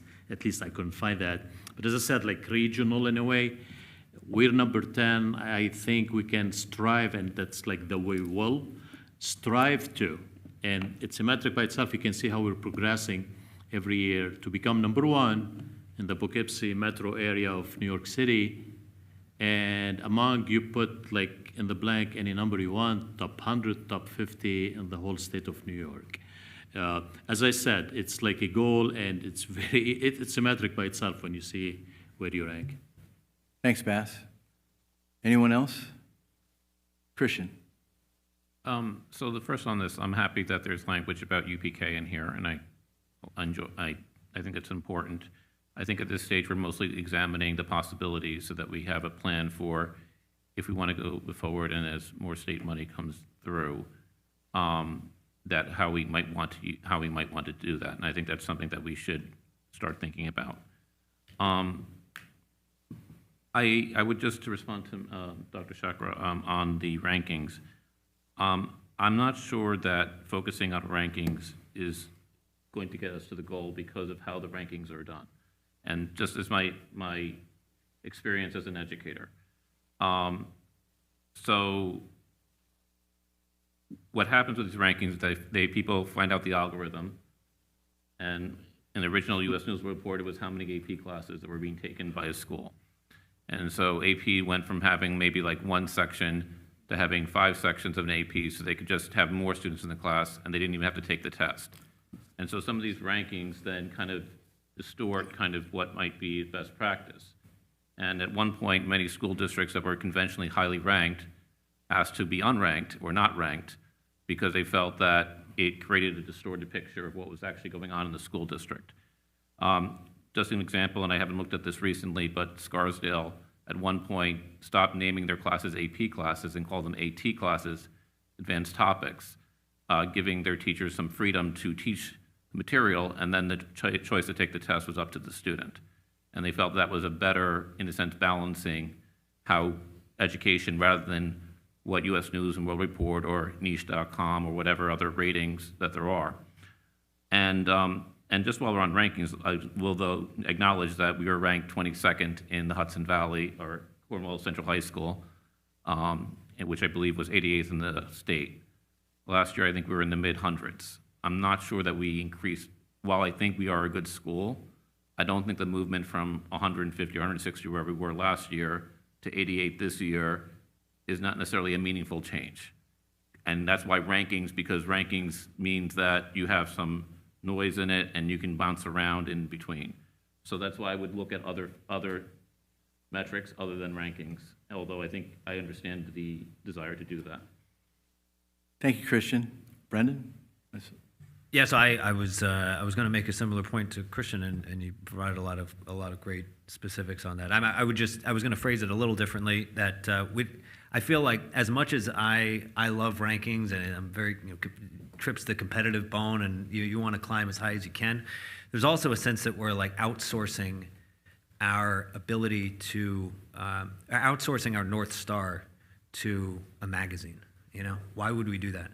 I don't think every argument can be viewed in this way, but like when I don't tell my children, like, you need to get XYZ awards, right? I want to instill in them certain qualities. And if they exhibit those qualities, I tell them all that other stuff will fall into place, right? So I think that's the same effect here. The more that we get to set our own agenda, and if we fulfill those goals, I have total confidence that all that other stuff will fall into place. And to Christian's point, it can be kind of wonky the way they put this stuff together. I mean, you can hop from one school to another, from one website to another, and they have totally different rankings, and it just gives you a very quick window into the capriciousness of their formulas. I did have another point I wanted to make, though, very Please. small, just about the universal pre-K. There was there's a typo, maybe 2 typos. Feasibility of providing a, we should take out the first A. Just catch it as I'm going through here now. Also, UPK stands for universal pre-K, so to say universal pre-K feels like one too many universals. I understand the desire to put this in a goal, and I'm not going to jump in front of the train here. In my view, this is a presentation that we would get in the spring or whenever, and not necessarily rising to the level of a board goal. There's a lot of presentations I would like to see throughout the year, but I don't think rises to the level of a board goal, especially on a topic that I believe has been vetted very thoroughly over the last 2 years by this board. So I want to put that on record. Again, I don't think that's a consideration that should derail it, but I think we're going a little in the weeds on this issue where we don't on others. But. Thank you, Brendan. Jim? Yeah, just a few quick comments to sort of follow the discussion. Bass, I'm don't want this to be like, hey, we're jumping on Bass here. I think where you're coming from there is a very, we always want to be the best and everything, but I sort of echo Christian and Brendan, it's not a problem with trying to be ranked highly. The problem is the algorithms of the rankings can have you chasing things that aren't actually good for our school district. So tying our goal to those rankings, the problem is the way those rankings are compiled. But I certainly appreciate the thought process behind that. And as far as the UPK, to your comment, Brendan, I think this is really going to be an ongoing issue basically every year, right? As we adjust to what's the demand in our community, what's the funding level, and I think we're going to dig into this, whether it's a goal or not, in the budget process, pretty much every year for the foreseeable near to medium term future, and we're going to have probably more of a discussion on this than we have on a lot of other items in the budget. So I don't know that we need to do too much additional work outside of kind of what we've done in the past couple of years, which is this goal sort of identifies that. We can dig in maybe a little bit deeper, in terms of thinking about, do we want to bring it in-house or not? And I'm sure that's information Terry and his team have been looking at and bringing to us. But, I think it's going to be discussed whether we put it in here or not extensively every budget season for the foreseeable future. So, Thanks, Jim. Anyone? Bass? Can I don't know if you want to call it a rebuttal, but so far I heard from 3 members out of 9 that, correct me if I'm wrong, what I heard is you don't believe in ranking. Okay? I'm sorry, say that one more time? I heard from 3 members out of 9 that they do not believe in ranking. They're trying to convince me that ranking is not important. Now, I can remind you, Mrs. Argenio last year, at the end of the presentation, she did use one slide, if not 2, on ranking, and you used like several sources. Niche was one of them, I remember, U.S. News and World Report. So to hear from experts, you're all experts in your area, that you don't believe in ranking, you're entitled to your own opinion, right? I do believe in ranking. Now, to me, to criticize the algorithm that U.S. News and World Report uses, well, would you go and create your own algorithms? I don't think so, right? You cannot discredit whatever they're using. There is merit to each one of them. I just happen, as I said, I'm not advertising for U.S. News and World Report. I don't work for them. They didn't pay me. I don't know if this video would reach them somehow, but a lot of authorities do care about their ranking by the U.S. News and World Report. When I was doing my PhD in mechanical engineering, my department of mechanical engineering was ranked number 5 in the United States. I'm proud of that. I don't know where do they rank now. Maybe they're better than 5, maybe worse than 5. But when I graduated, it was ranked by U.S. News and World Report as the number 5 mechanical engineering department in a research university, public research university. So there's a lot of merit to that. Now, if you're entitled to your own opinion, but as I said, we're looking at goals, and it was brought to our attention that a goal without a metric is not a goal, because how can I measure whether you achieved the goal, you hit the target or not? When you look at ranking, it's a metric by definition. That's all I want to say. Thank you, Bass. I'm looking around to see if anyone else has any comment. Let me see if I can Louis, yes. I have a question on student outcomes, right? Bullet 2, not numbered, but the middle bullet 2, as it were. Prioritize students' needs with a focus on providing appropriate resources to narrow any achievement gaps that emerged during the pandemic using 18-19 assessment results as a benchmark. I ask a question, and the question is, can we use the 18-19 assessments for the education of the students that took place in 2021 or 22-23, right? So we're looking to take that assessment, or this says, the way this reads is, we're going to take the 18-19 assessment and apply it to future classes Is the curriculum such that we can do that? Does it cross over? And is it that easy? If it is that easy, check the box, I'm okay. I just ask. Yeah, it's apples and oranges. You won't be able to compare 18, 19 as a benchmark. The simple explanation is the standards have changed across numerous content areas, so there'll be a new baseline established based on 22, 23 assessment results, and that's coming from the state of New York saying you literally cannot compare 18, 19. That was a test based on different standards. It would be like me going back to say, how are we doing compared to Common Core? Completely different standards and expectations. So just in an educator world, this goal would not be able to be measured. Is there something we can use? Is there a metric something we can apply? It's your goals. The first one is appropriate. How are we making progress based on whatever data is available at that time? So for the board, the standards that haven't changed could be a comparison. But then for the standards that have changed, it would be based on this baseline, are we putting the appropriate resources in place to make sure that we're progressing in 24, 25, and the like.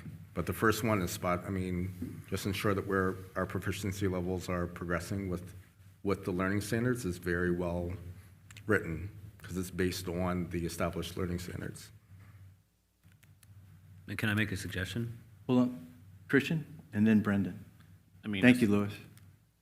As someone who's in the education world as well, you can compare. You don't necessarily compare, let's say, the score of the test because the standards change.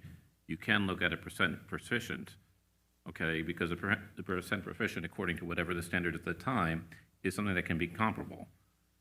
And I think the point is that, yes, there's more complicated in there, but people do that all the time. There's data imputation, there's people that use metrics, do this with economic data when you have different metrics. There are ways to do it. It might be more complicated. It's not necessarily going to be in the sense that the numbers are real, but you can follow a trend. They do this with crime data all the time, which means like when they have different data sets or different standards and different measures, they'll just overlap two things. So the point is, there's still something that we could use. The question is whether that's an appropriate benchmark or not, or where, and I think there's a lot of comparability because in many ways, what generally produces that are socioeconomic status of the community, the same more or less teaching staff, the same more or less programs and courses being taught. There's a lot of similarities. Is it perfect? No, but in the same way that nations are compared, even though they're not exactly the same population or they're not exactly the same system, people and researchers do that all the time. And frankly, given the quality of most education research, which violates rules of research design all the time, up and down, misrepresenting things in statistics, qualitative designs, et cetera, it would be good enough. Thank you, Christian. Brendan. Yeah, so I think this dovetails with what Christian just said. I have confidence too that it could be done, but you brought up the key qualification that it would require just some expertise, and especially since these are board-specific goals, we just don't have the facilities to run these complex analyses. So I think that we don't know what metrics we should use to benchmark or what benchmarks we should use. So I think if we just simply end this sentence after pandemic, narrow any achievement gaps that emerged due to the pandemic, period. We're not tying ourselves into a specific benchmark, and we're going to receive a lot of data throughout the year, and we can come up with our best way to compare and identify where those achievement gaps were. But I think this whole discussion has highlighted some of the shortcomings of using that specific benchmark, so why put ourselves in a corner? Thank you, Brendan. Any other comments on the goal in whole? Not just bullet number 2. Hearing none, let me see how Brendan's amendment, if I could call it that, if you would, what type of support. And if I understand it, let me just restate what Brendan suggested, that for bullet number 2, that we end it after the word pandemic, so it would read, prioritize students' needs with a focus on providing appropriate resources to narrow any achievement gaps that emerged due to the pandemic, period. Leaving the work for determining an appropriate benchmark to a later date and to possibly additional input from other folks and experts. I'm looking around to see if, does everyone support that? Jim? This is the baseline, if you strike down 18, 19. I'm sorry?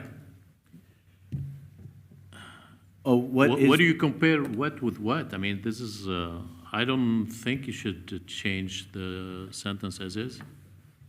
So I appreciate that, Bass. I think what is being suggested is that because of the complexity of the calibration and the normalization of the data, that we as a board just focus on the gap and let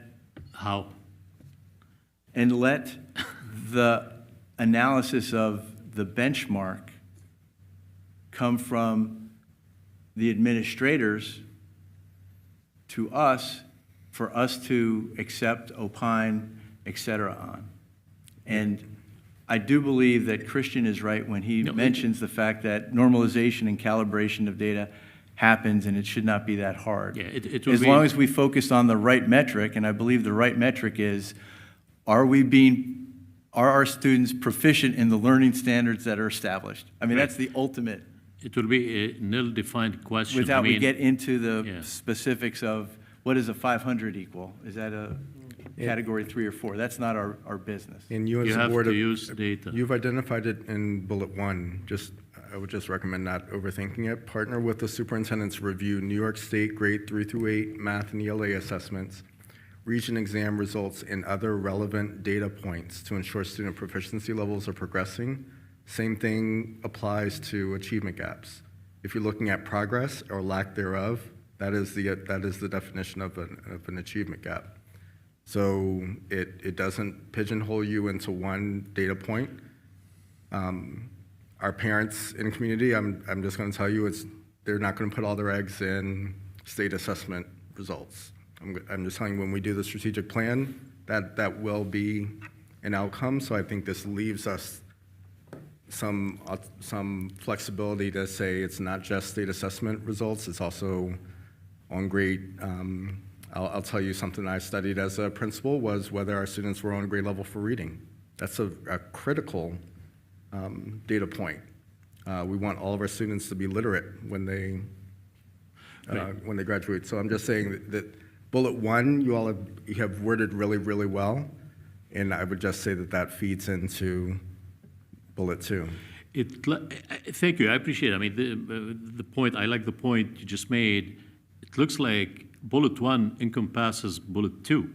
If we were to remove the last statement about using the 18-19 assessment data as a benchmark, because my question is like, you're removing the benchmark, like you're too general to a point where you don't know what you have to do, what you need to do, what means you like to rely on to make that determination that we are progressing or we're stalling or we're going backward, right? So that's why I like to rely on data.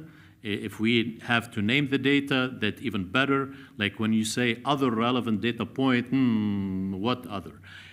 We have to avoid being subjective, right? It's not like, I'm in an authoritative position and I feel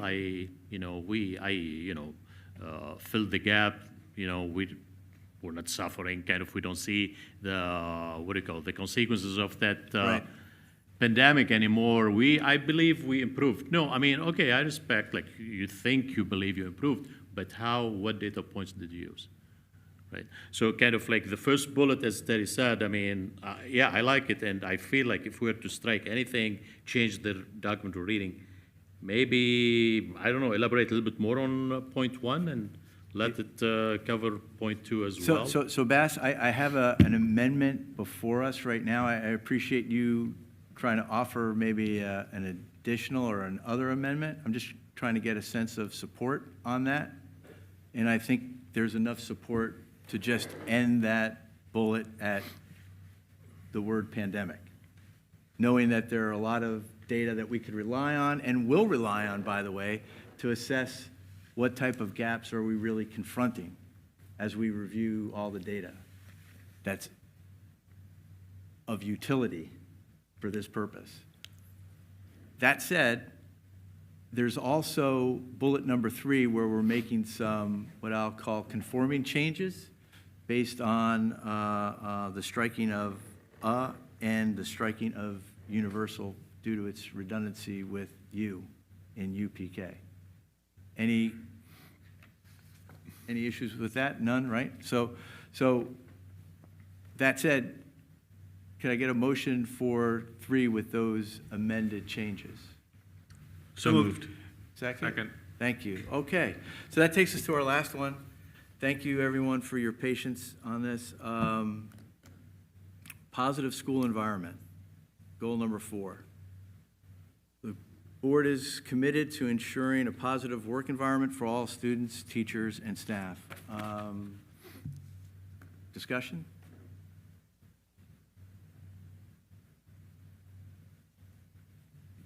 None? Can you, Oh, yeah. Oh, hey, Christine. Bullet 3, I think I had raised this question. I don't know that the public or even the people around the table will necessarily know what conduct baseline data analysis of district employees, like what information, what data, what are we going after? So thank you for that, Christine. I think that's a fair question. My understanding of what that actually translates to, that's a lot of jargon there, right? What common sense, I believe that you call that employee engagement surveys.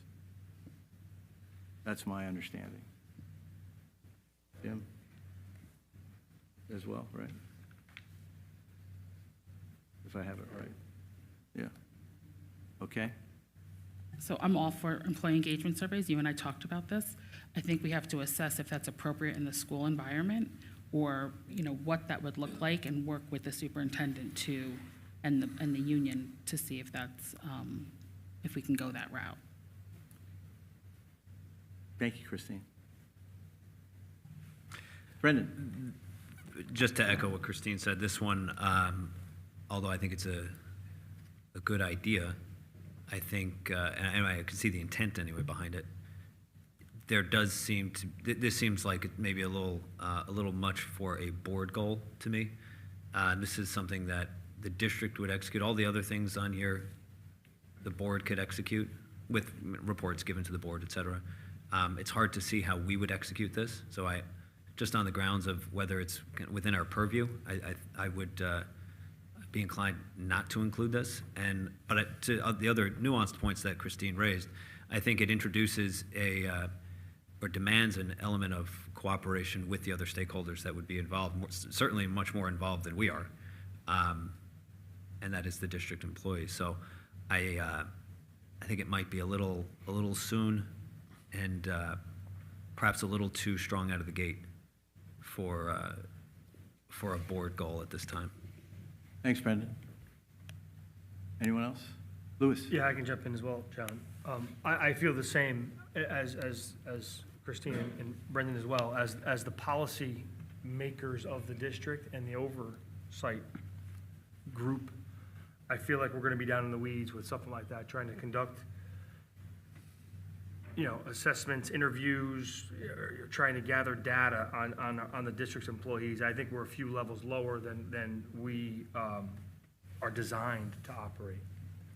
So I kind of echo their sentiments as well. In fairness to John and I spoke about engagement surveys, so I don't want to leave the impression that I was talking to you about one thing and now I'm saying something else, right? I think we have an opportunity to take a temperature check on the culture of the teachers and the staff, and I don't know what that process looks like. I don't know if that's a board responsibility or if we can support the administration. But when we start to hear things like folks aren't happy about this or that, or whatever the case is, I think there's an opportunity to assess that culture, that level. I don't know if it should be a board goal. I don't know how we do that right now, but I think that was the intention, at least initially speaking with you. So we did have that conversation. I don't want to seem like I'm throwing you under the bus now. Hey, Christine, thank you for reminding me of that conversation. The goal is written, it speaks to the board's commitment to ensure a positive work environment. I do believe that's part of the board's purview. And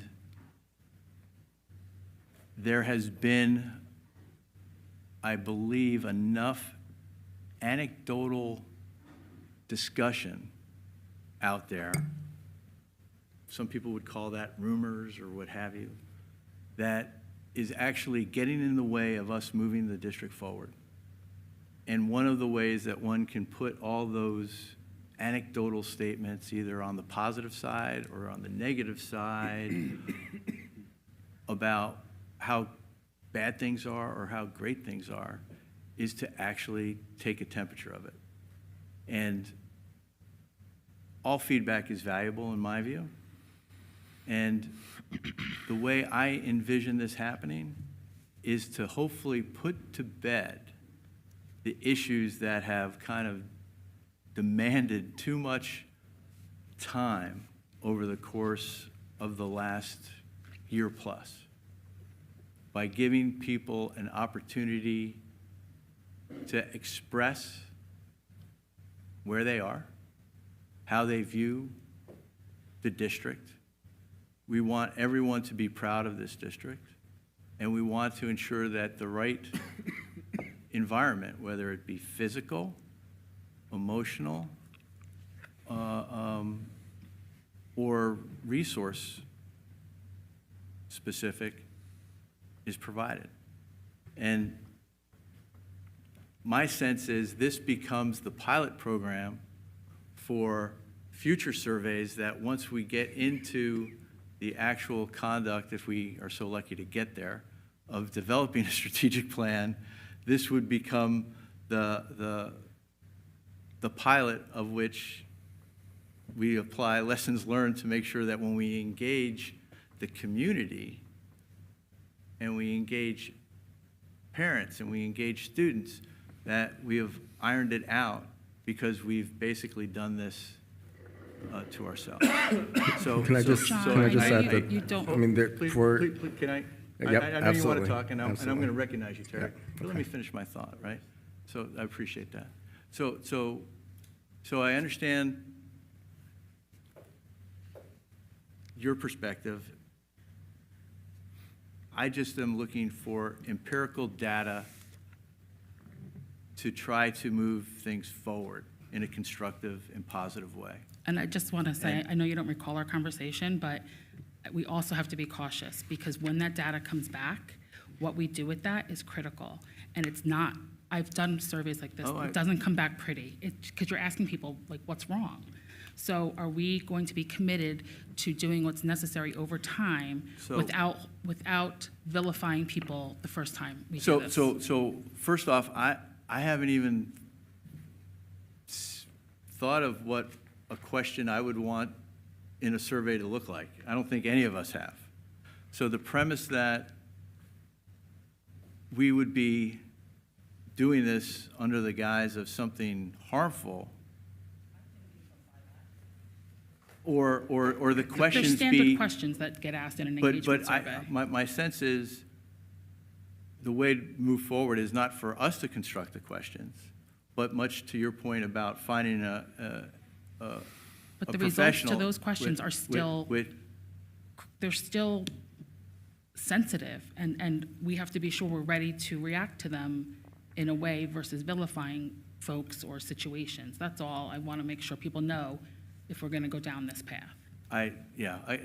This notion of vilification, Because if the results come back really bad in one building versus another building, I don't want us to be pointing a finger at a principal saying it's your fault and you're in trouble. Because that's what happens in business. People get you know, they don't get great results, and now all of a sudden it's their fault, and it's never one person's fault. So I just want to be sure that if we're going to put this as a goal and go down this road, that we really know what that entails, because as a concern for the backlash of what can come. That's all I want to raise. I think that's a fair point to make. Thank you.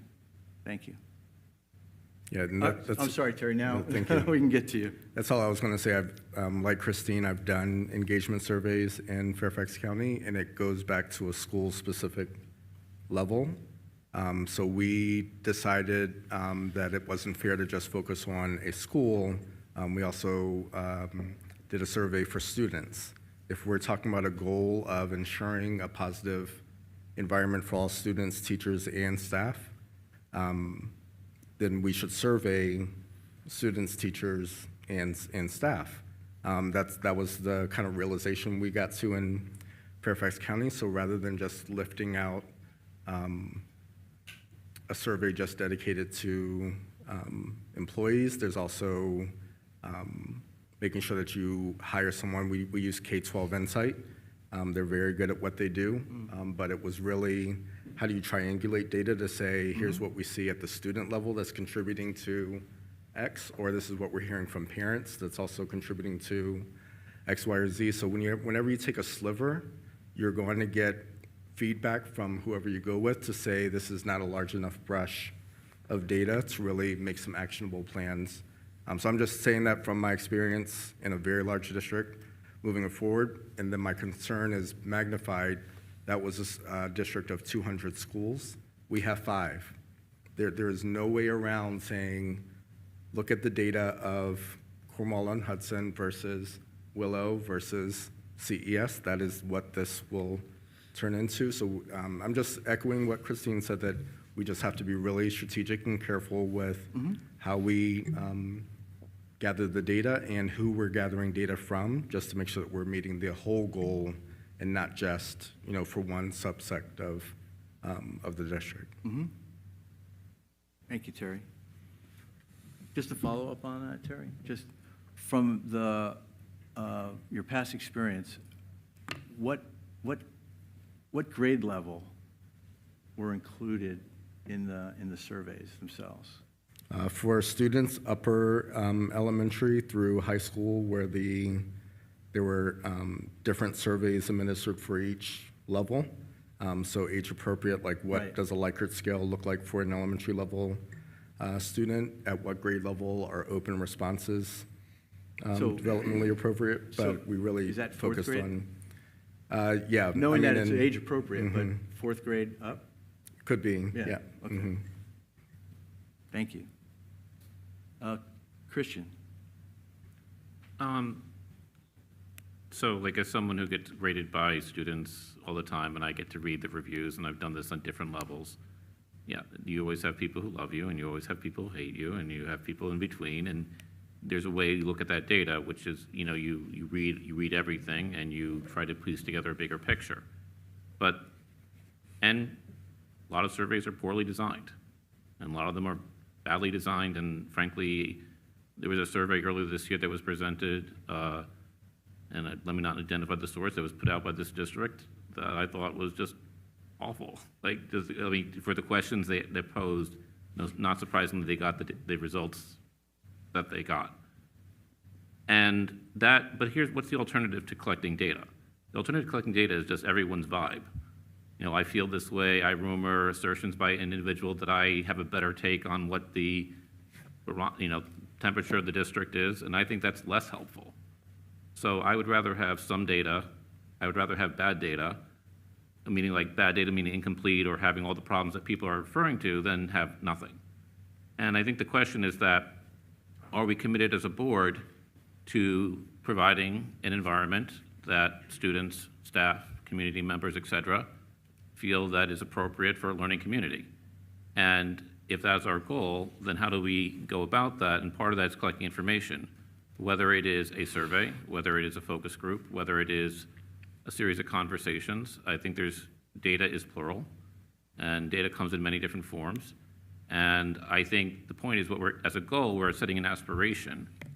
And then how we get there, that we can work out as we set this goal, and we can figure out the course to that, whether it is having a better survey, collecting data, figuring out what it is, getting the buy-in from different stakeholders to actually answer the survey and to make it useful, or creating it in such a way that it doesn't become this person is a bad person, and therefore, it becomes where a 360 review where everyone tells everyone else how much they hate each other. And so I guess what I see this goal is that it's an aspiration to address an issue that has come up, whether it's true or not. And I think what we're committing to ourselves by putting in our goal is to start figuring out what that problem is and working towards a solution. And I think most of us are in favor of doing something on that, in that direction. And so the question is, I think we can work out what the best instrument is. And I think in one, at least draft of this, part of it was to design it, which meant like we take into consideration all the limitations that people have brought up. So I think it's good to have this goal, and I think maybe perhaps with that understanding. Hey, Christian.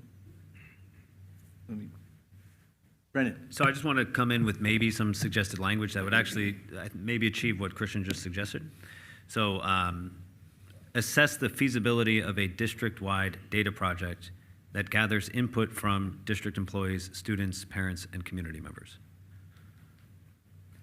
So we're using this kind of as a similar haul to what you laid out with the strategic plan. I think it's something so new and so important that taking time to just figure out what's the best way forward, and not going so far as to say, we're going to conduct something. I think we need a period of just figuring out how it's to be done.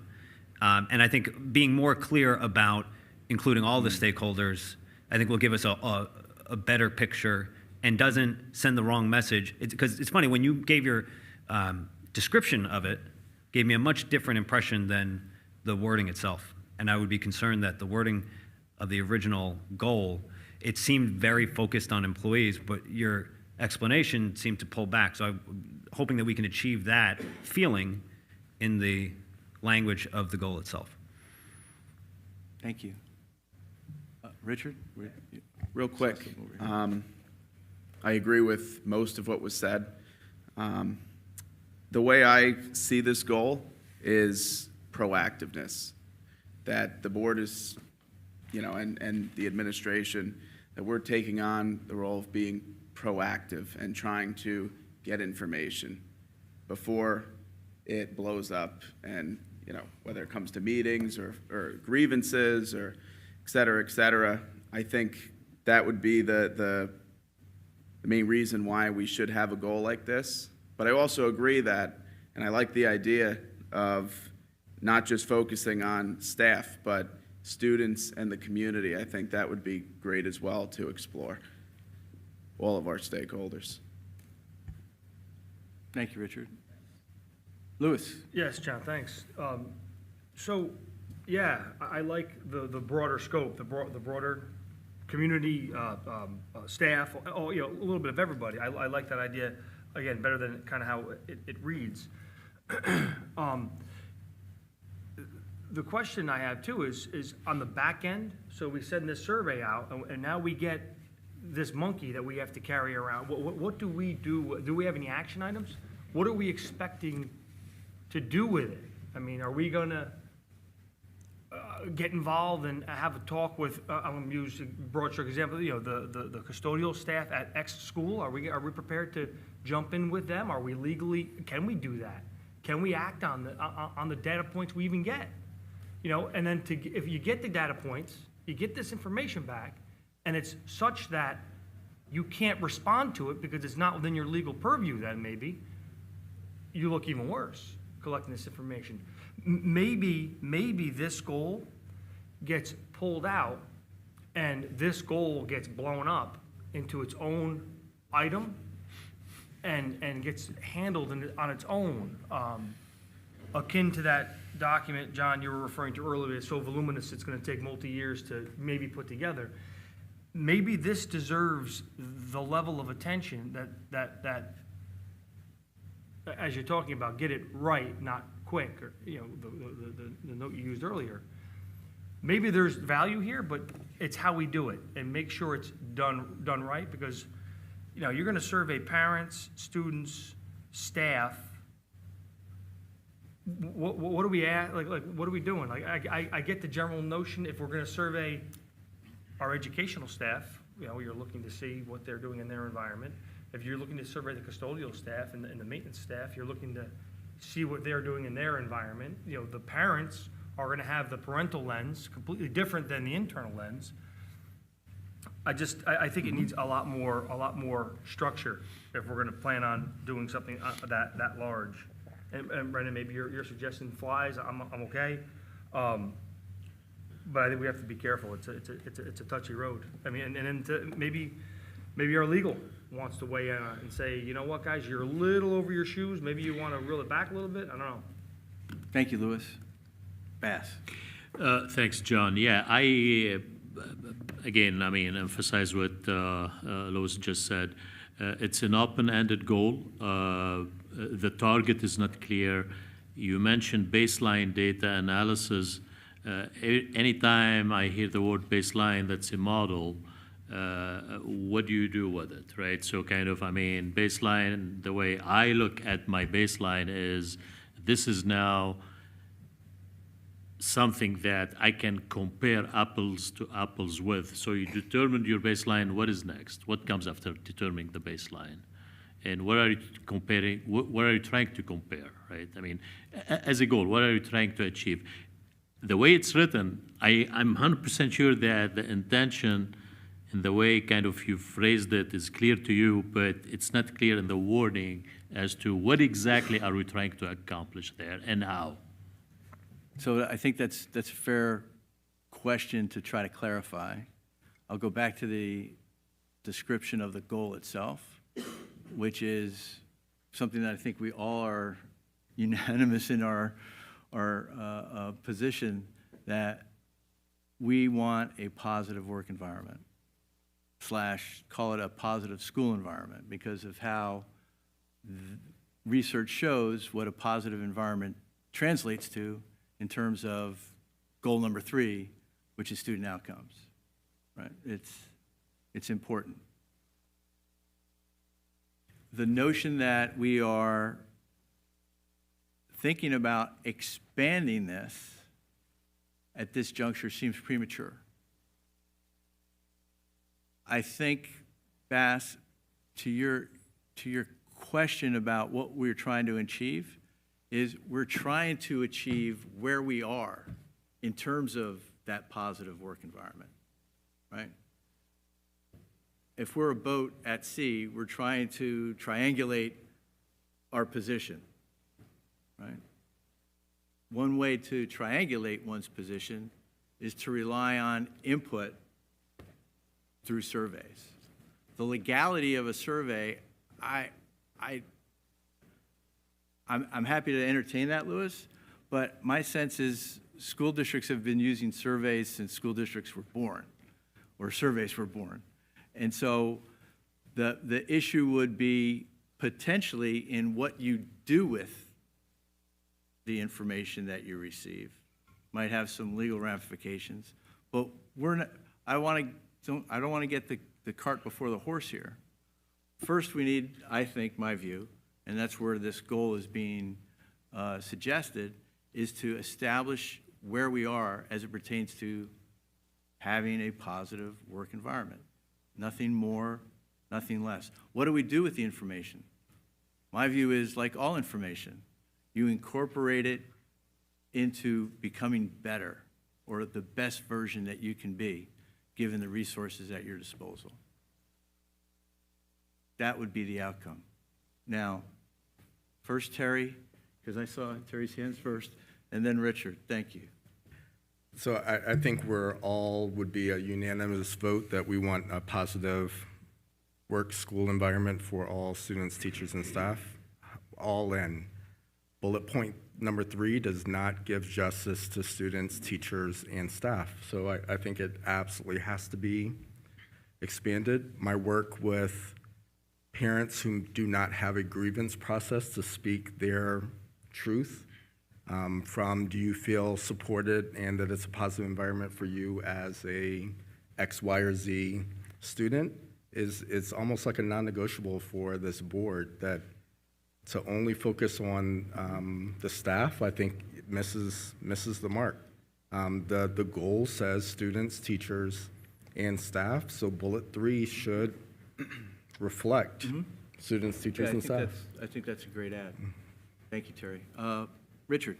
Great. I agree with that, by the way. So the way I interpret this and think about this goal and I guess how it would be done, right? I think about the visitation committee. I don't want to get into that again, but the visitation committee, when they go into the schools and visit the schools, they talk to staff. We take their feedback, and we come back and compile a report and present it to the board and the administration. So that's an information gathering type of action, and I kind of see this as a similar thing. Just, I guess, more specific and more planned. So I just think it would be, what we would do with that information, it would be similar to what the visitation committee has done in the past, correct? I mean, that's how I envision it. No, I don't envision that No? being the case at all. It becomes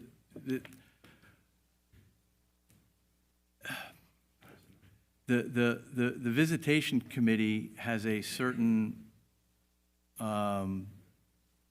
bias associated with it, and that bias is either someone who wants to share something that is,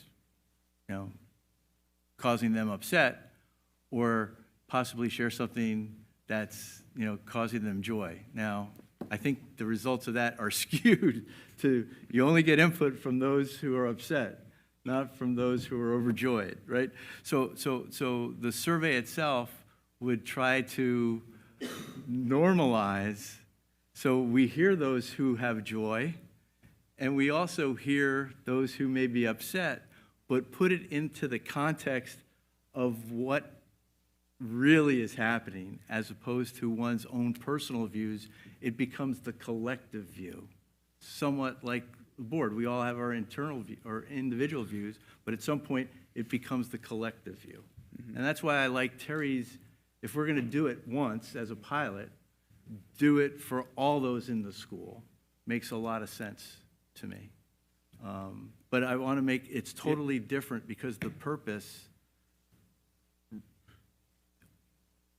while information is valuable, this would be cleaner.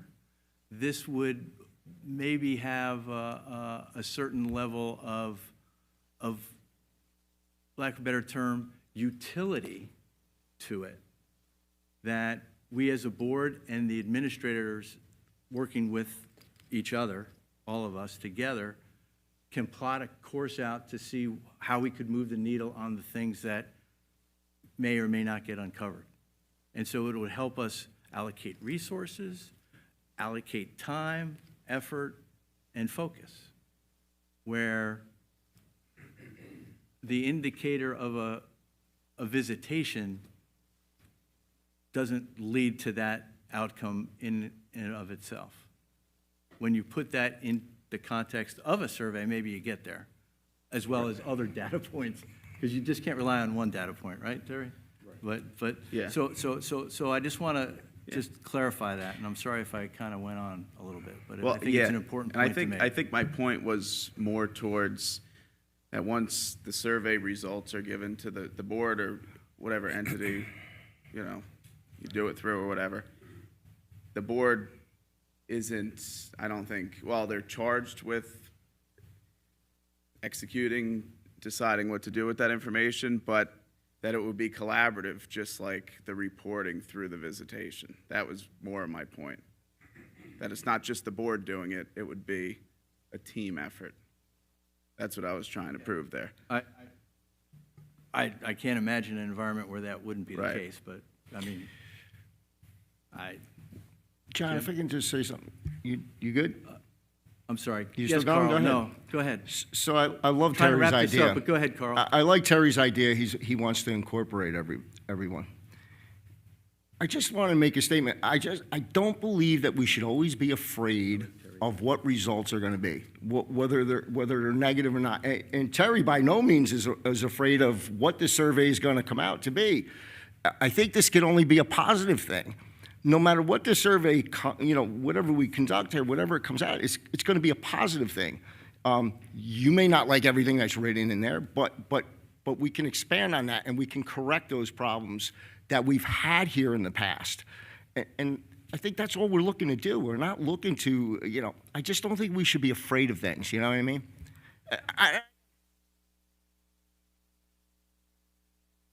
And I would love to see it just be a positive thing. Again, Terry, right? We just talked about this a little while ago. There's going to be criticism no matter what, right? We all know that. I mean, look at Cheese. I'm number one.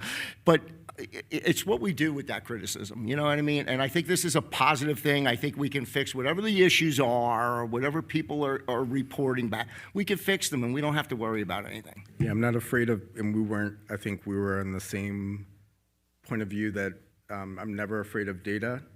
But my first meeting here in Cornwall was with a group of students who felt that they weren't served well by the Cornwall Central School District. So rather than taking a sliver of just employees, I think we have work to do across the entire school district, and I think it would be a shame not to have data points from everyone so that we can look at our whole And Terry, I would say district this. and say, how do we move forward? If we just did it with staff, it wouldn't be fair. That's right. Okay, so I love your idea. I think we should be hearing from the community. I think we should hear from the students as well as the staff. And again, it seems to me like it doesn't bother you whatsoever, so. All right, thank you, Carl. Thank you, Terry. Trying to move this forward. I appreciate everybody's time on this. Let's see if we can do the following. I would like to offer an amendment. You got? I'm sorry. Oh, okay. I'm sensitive to, maybe overly sensitive to people raising their arm. Anyhow, so an amendment to bullet 3, based on, I think, the good conversation that's come out of this, and I appreciate everybody's input and perspective. And I know, as Terry said, unanimous support for having a positive school environment. Now, how can we ensure that we get there comes the question. So let me offer this amendment to bullet number 3, where it says, we will, and I'm going to keep the language, explore, assess, and conduct engagement surveys of students, teachers, and staff to identify sustainment/improvement areas and to assess the feasibility of a larger scale data project incorporating all stakeholders in the future. John, can you read that one more time? I'm sorry. Sure. We will explore, assess, and conduct an engagement survey of all students, teachers, and staff to identify sustainment/improvement areas and to assess the feasibility of a larger scale data project incorporating all stakeholders in the future. Just a point, John, for clarity, explore, assess, and your modification, I'm okay. And then you say of larger scale data projects incorporating all stakeholders. Right. A larger scale incorporating all stakeholders. All stakeholders as defined previously in the statement, or does that Outside of the change? school, which would be the community, All parents. stakeholders. Yeah, right. Should we say something like the greater community, define that a Sure, little more sure. specific? Instead Some of word saying you want to use? stakeholders, yeah. The greater community Yeah, the in greater the future. The greater Cornwall community. Sure. I'll take that as a second amendment to that. Thank you, Louis. Greater Cornwall. I'm just writing it down. So, any other? Christian? I'll just point this because there are some people who I think this is important to, including at least 2 people who have come and spoken before us. We're more, I think district community is probably the most neutral way to say it. Say again? District community is probably the best way to say it. Okay. We are not just Cornwall, we Not are greater. Woodbury and New Windsor. And this has been pointed out, I think, to us at least twice this year already. So could you give me a phrase after incorporating? I'm sorry. The district community in the future? CCSD community, yeah. Okay, great. Thank you. So let me restate what I have here and see if we can move it and be done. So number 3, amended as follows. We will explore, assess, and conduct engagement surveys for all students, teachers, and staff to identify sustainment/improvement areas and to assess the feasibility of a larger scale data project incorporating the CCSD community. So I just want to be sure that when we say we will conduct, that we're sure that we can do that, like we can conduct it, you know, like that it's specifically a board action. I mean, like, because then we're the ones taking ownership of the whole thing, as opposed to partnering with the school district to conduct. I think that's just more accurate to what's actually going to happen and what is in front of us. What's that? I had already had that word down. We must be like. No, I just, you know, just being But no, as yeah, accurate yeah, as we yeah. can. Yeah. So is this on me now to come up with it, or do you want to No, I'll go for it? I mean, we're making sausage here, and I appreciate everyone's indulgences on it. But it's important, right? It really is. So let's get it right. So we will partner with the superintendent to explore, assess, and conduct an engagement survey of all students, teachers, and staff to identify sustainment/improvement areas and to assess the feasibility of a larger scale data project incorporating the CCSD community in the future. Is there a motion? Oh, can I just have one tiny, it's so tiny? No, you may not. Reversing the order of conduct and assess, You- because we will conduct it before we assess it, right? I mean, I know some people like to think sequentially. I thought of that earlier, but what's the argument against sequential? besides order? it being your idea? No, Just I'm joking. just- I'm Just just joking. saying. What? I am. No, I'm glad we've gotten to the point where it can be No, that fine. It's just No, if no, we're going no, to make it I totally noticed right. that before, but in the spirit of trying to move forward. But, so,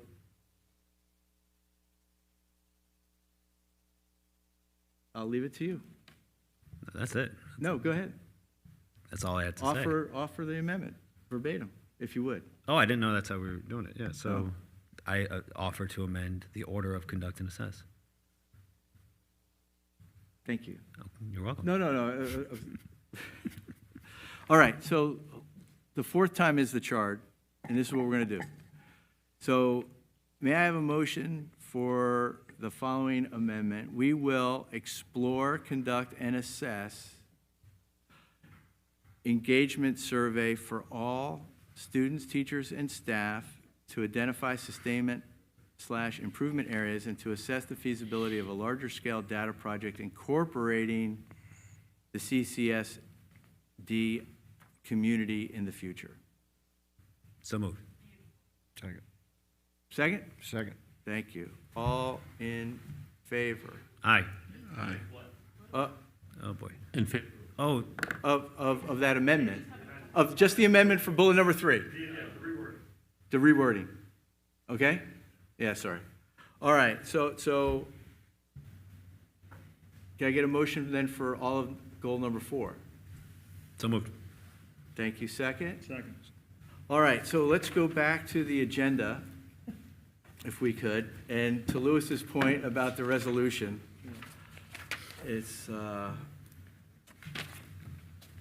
And so, resolved, the Board of Education does hereby approve the 2023-2024 Board of Education goals as just amended. Can I have a motion? So moved. Second.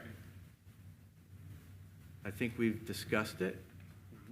I like to discuss like for the last, because we Go, discussed Bass. each one separate, now we're discussing the whole thing. Go, Bass. Okay, Yes. I felt like, going to the student outcomes, that was goal number 3. Again, talking about ranking, I think to be fair for everybody, I did not hear from each one of us about going for it or against it. I heard from 3 people. So, So Bass, I appreciate what I think you're going to request. I believe that that item has already been voted on. It was motioned, it was seconded. And that goal in its entirety, as listed on that page, was agreed to.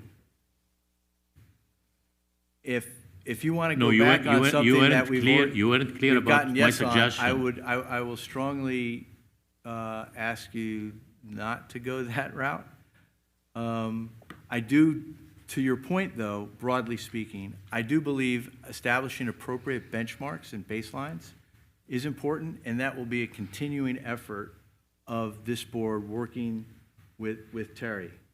I know we've had conversations in the past when we talked about like compensation, at what percentile when you compare yourself to other districts do you want to be at, right? I think that's still something that we haven't identified, that quartile, so to speak. But I do agree that that's an effort that's I'd like to worthy. go on the record. I'd like to go on the record whether the Board of Education of Cornwall Central School District does or does not believe in national ranking or state ranking. I'd like to hear that. So why don't we do this? Because I don't want to take a vote on something that we haven't really considered and thought of. So how about Jim and I consult with you, and we will put it on the next board meeting agenda, what an appropriate item for board consideration might be. Okay? yeah. And I don't want to do something spur of the moment that hasn't had proper thought behind it. And so I'm going to ask you to think about it. We'll all think about it. My sense is just because someone does not respond to an item that someone has expressed doesn't indicate that they either disagree with it That's my point. or agree with it. I don't know if they support or But not. I don't think I'd like it was to know. germane to the issue of the board to go through at this point. And that's all I'm asking your indulgence on, that we just table this discussion for another time. Okay? That's okay. Thank you. I appreciate that, Bess, I really do.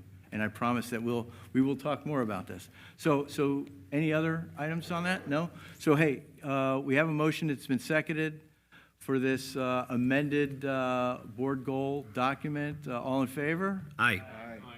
Any opposed? Any abstained? So moved. Thank you. All right, so the last item, which some might take issue with because of the order, is discussion/approval of our district vision.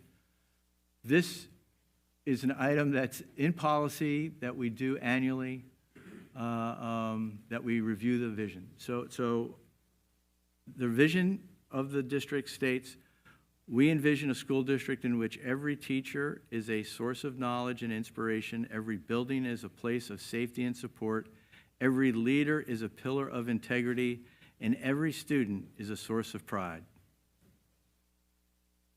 That is our vision. I think it's a darn good vision. A lot of effort went into it, a lot of thought, and the words, each of them, I think are impactful and represent what Cornwall strives to be. So, any other commentary? If not, I'd like a motion to readopt this. So moved. Second? All in favor? Aye. Aye. Any opposed? Any abstains?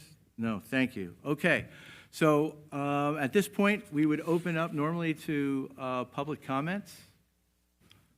Luckily, they have retired for the evening, the public has, and so with that, I would ask for a motion to adjourn the meeting. Thank you, Louis. Second? Thank you, Richard. All in favor? Aye. So moved. Well, thank you, everyone. Have a good night. Yeah.